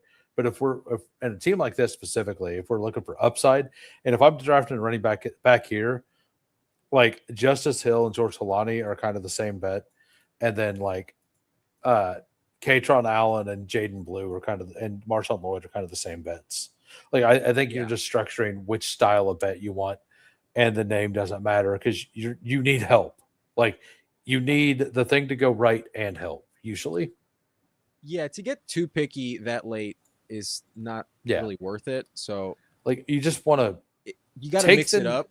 But yeah, the just argument is kind of the same on any given team. Is kind of the point I'm maybe yeah, but true. you're totally right in terms of age and true upside.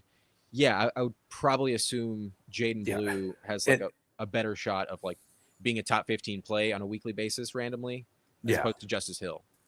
All right, so here's the team. We got a 2-7-6-3. We got Mahomes, Baker, a little thin, but it is what it is. Running backs: Scatabo, Gainwell, Marks, Algier, Katron Allen, Justice Hill, Jordan James. This is what a hero, like a late hero RB, should feel like. Gross. Yeah, Like it. it is what it is, but like Yeah. it might get it done.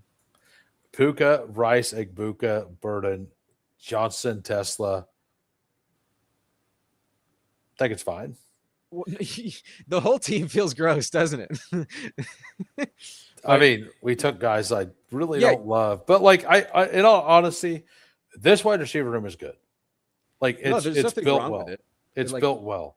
I don't have to like the names to understand that like it's fine. Like we got the week 17 correlation, we got the quarterback, we got the week 17 correlation here as well. Like we are fully stacked out. The team is built very, very strong. If we get some zero RB things happen in this season and we have the right guys here, if Jeremiah Love gets hurt, we have Algier through the playoffs, which would be insane because they have a really good playoff schedule. If Katron Allen wins the job or if CMC goes down, any of those three things happen and Scatabo is actually good, like this team could smash through a playoff scenario. And then we have this insane like tight end fall on from Jake Ferguson. We pulled up Kraft. We got Kelsey stacked up for a double stack there. And we have Jake Ferguson at a 20 pick fall on Jake Ferguson. Like, we're going to flex tight end a bit. And I'm fine with that. Like, we will never flex running back, which might be bad, but because like they do score the most points. But I do think that like, I honestly, my gut is that we should have went five wide receivers. You just went full send. Like Tesla. Like Who how would often we have taken Tesla, instead of Tesla? If you go back to the board. probably a quarterback or something. Mendoza, maybe. Gino, Aaron Rodgers, no. Brian Robinson, If we just went no. Dylan Sampson there, Or Sean Tucker for the double. That would have been the move. Sean Tucker with Gainwell, the anti-Bucky bet. I think that might have been the bet. And like maybe instead of Tesla, even if we want to just add a guy down at the bottom, like whatever, I think that would have been really fun to have both sides of that in that game with the Puka. Like we have it all the way through the season. It's just a big bet against Bucky's shoulder. And then we could have kind of just still got Katron, and we probably don't take Justice Hill. We probably take a fun guy instead. No, Sean Tucker with like reliable points. Well, it help us locks well. in reliable points every week almost, like in this world. No, we're much more dependent on just straight up Gainwell hitting And most weeks. yeah, I think that like I like Tesla a little more now. As you've seen, I did move him up in my ranks.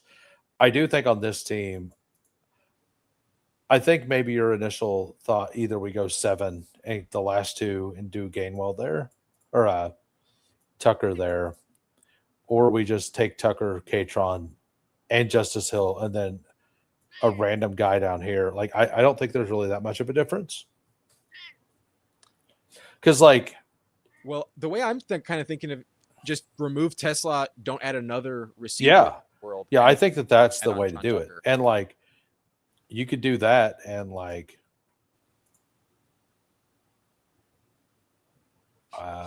definitely not those guys.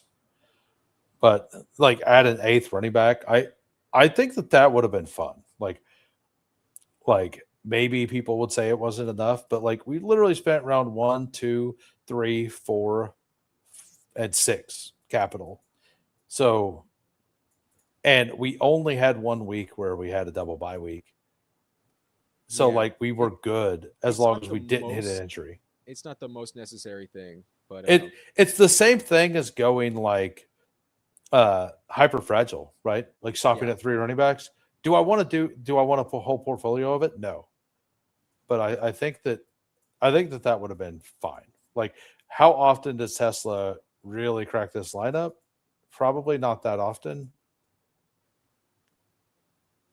he'll have a Maybe random maybe he 12 point. does during the bye weeks. Maybe Here's I'm the thing. wrong. If JMO goes down, God Yeah. forbid, like he could be one of the guys that really helps you randomly and like, getting unique a little bit. Who knows? Maybe Tesla is one of those randos. But All right, let's review Thad's team here. We got a 2-6-8-2 Joe Burrow and the Caleb Williams with DeAndre Swift stack, Brees Hall, David Montgomery, Brian Robinson, Mike Washington, DeMont Claiborne. I like this running back room a lot. yeah, pretty solid. Jamar Pickens and double anchor. I like double anchor. Wilson, Golden, Higgins, Concepcion. Like, this is exactly how I like to do double anchor. You go in and then you get fully out and then you go fully back in and like try to get that third guy. Stribling and Surratt, and then Chig and Gadsden. Little thin at tight end. You got to miss 6 points or whatever that week, but I think it's solid. I think it works. The receiver room, if there's an injury, I think could be susceptible, but like, If one of the top 2 guys. yeah. But like, you have to bet that the capital was right, Yeah. So I think it was right.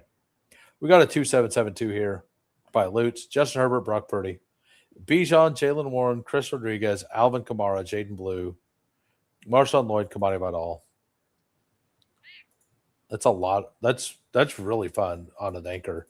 Anchor, Jalen, Rodriguez, Kamara. Like I think Kamara is an uber smash right now. I'm up to like 12.5%. I've been taking him like every draft. I've been pretty slow to adjust to it, not gonna lie. So like at this point he's getting expensive, so I probably have to. let me tell you this. Like let me look at it this way. Like let's talk about it this way. Like, you have Olave as your best receiver of today, right? Which means you're in on the Saints as an offense. If you're in on the Saints as an offense, he is a guaranteed RB2. Even if he looked bad, he's a guaranteed RB2 on an offense that you're kind of in on. Like, so if you're in on that passing game, Alvin Kamara will be in there on some passing downs. So, like, by comparison, you should at least like him some. Like, I'm not saying, like, if he moves up to, like, I think that he gets to Pacheco, which is one reason I've taken a whole bunch of them. And I think he pays that off. Like, I agree that he didn't look great last year, but neither did Pacheco. And he's going like where he's going because of the offense he's in. I might just be sorry to cut you off, man. Yeah. No, it's all good. I may just be so high on Travis that maybe that's what's holding me back. I think that's probably it. But no, you make a very compelling argument. If anything, you're convincing me I should take more, but I just don't love it, man. I guess I I'm actually just took him and not feeling it. and Travis on the same team yesterday. Okay. I Last year, I traded him away after week 1. I really didn't trust him. And he didn't score another touchdown the rest of the year. So that's where I really felt that I was right to forget about him. Yeah. But he's not irrelevant. So he is worth drafting. Right. Like at 160, like if he hits your lineup 3 times, it's fine, right? Yeah. That's fine. All right. Wide receiver, Drake London. So the Kamara was the bring back there. Nico Collins, Jamo, Pearsall, Hunter, Naylor, Trey Harris. Love that. And then Loveland Kincaid, like just a very solid team by Lutz. Yeah. No, he hit some good pieces. The C-Rod at running back 3 is like, that's really the last guy I trust for like hitting your flex on a consistent basis. So I like that a lot. MIK. Which team is garbage? It's probably ours. We had some risky bets on that team. Yeah.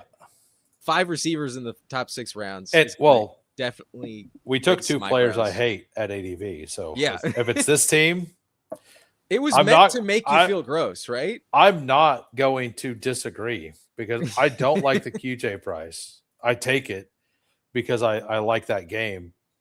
We're If we had gotten we're just a Herbert- very correlated game. If we had gotten Herbert, Okay, I think Gritty. that team Gritty. was pretty Yeah. sweet. What's up, Gritty? How we doing? He got locked out. I'm not used to his new name, Gotcha. Mike 16K5H. For it to be Gritty makes it even better. Yeah. Yeah, I mean, I don't like this team. Like, but I think it was built smartly. It was never intended to be a team you like. No. Like every once in a while I'll draft and to be honest, like I don't hate the QJ price. I just don't really like it. I'm like 5.5%. I think like It's worse without Herbert for sure. And he said, Yeah, I did. yeah. That team was garbage. I think I stand by that particular team being garbage. Yeah, I don't like. This is one of those like. I wanted to get an Igbuka Puka. I think doing it in a way where you pull somebody else up to get unique makes sense. I'm really sad that Burden actually fell in this room. That's where I'm at. I think if Insights we had on my team. a non-stream draft, like if it was just random people, it wouldn't have happened. Oh yeah, I think they were trolling a little bit. Yeah. So thank you for the super chat, sir. You also get this. If she got that end zone, I'm diving in deep smoothly. Yeah, we can definitely do that, sir. So we're a rod right here. We got a 2, 6, 7, 2 here. Daniels, Willis, Aaron Rodgers. I actually love that. That's really pretty sweet. James Cook, Kenneth Walker, Commandant Guy, Tyron Tracy, Dylan Sampson, Jalen Wright. I mean, If Tracy's worth it, then this team feels fine. But the last two, I don't know if you need both of them. Like Jalen Wright, a little indulgent. We'll see what happened. I'm assuming he has earlier tight ends. I think he might have taken Tyler Warren. Terry McLaurin, DJ Moore, Chris Godwin, DK Metcalf, Romeo Dobbs, Deebo Samuel, Darnell Mooney. So you got the Terry stack. I love that. Who was your other? Malik and Aaron Rodgers. So you got Metcalf. Then you got McBride. Oh, we got McBride at 33. Hunter Henry. So let's look back over this, knowing that. Like Malik, you don't need a stack at all. Aaron Rodgers, you got a little stack. Jay Daniels, you got the main stack. Like I like this team quite a bit. There's only like if there's a mild critique, you just don't have bringbacks anywhere. But I don't think like that's fine. Like it's not needed. It's just nice when it happens. You don't want to bring players up for bringbacks over and over again. Like, would I want all of my Puka to be Igbuka teams for the bringback? Absolutely not. Like, absolutely not. But do I think that like forcing a share or two like that would be fine? Yeah. On a team like this, like I think you got plenty of value, and I think it work. I think everything works really well. Yeah, the Jalen Wright pick is just where. What else do you really need in round 18, anyways? So Yeah, it's fine. it's fine, and it's a bet on that offense. Like, Yeah, if I mean, Achane goes down though, like that team's got to be fucking terrible. I mean, I honestly like the only mild critique would be make it Caleb Douglas or Jalen Tolbert. If he had Greg Dulcich, I'm saying it instead of facetiously, Sampson, not Jalen maybe. Tolbert. What if Like- he had like Dulcich instead of Sampson? I don't think it matters. I think, Yeah. like it's like It's not that big. that's a deal. fine, right? Like that, whatever. I think that honestly, were like trying to I don't stack. have any. Like, what late players are there for bringbacks? Like, he does have the bringback here. He's got the James Cook bringback on Willis. He So does. I am wrong on that. Like, and you got the double bringback actually with DJ Moore. No, actually, I love this team. Look at I'm like kind of thinking faded, about that. so I trusted that there weren't any. There's really no complaints on the receiver room, but if you wanted one more, it wouldn't be the end of the world. Just because, some of them are old on that team. There's a little bit of injury concern, but Yeah. it's being so And- nitpicky. The team is built very well. The Trey I- McBride fall had to be taken for sure. I do think that like the Pat Fry with Aaron Rodgers makes sense.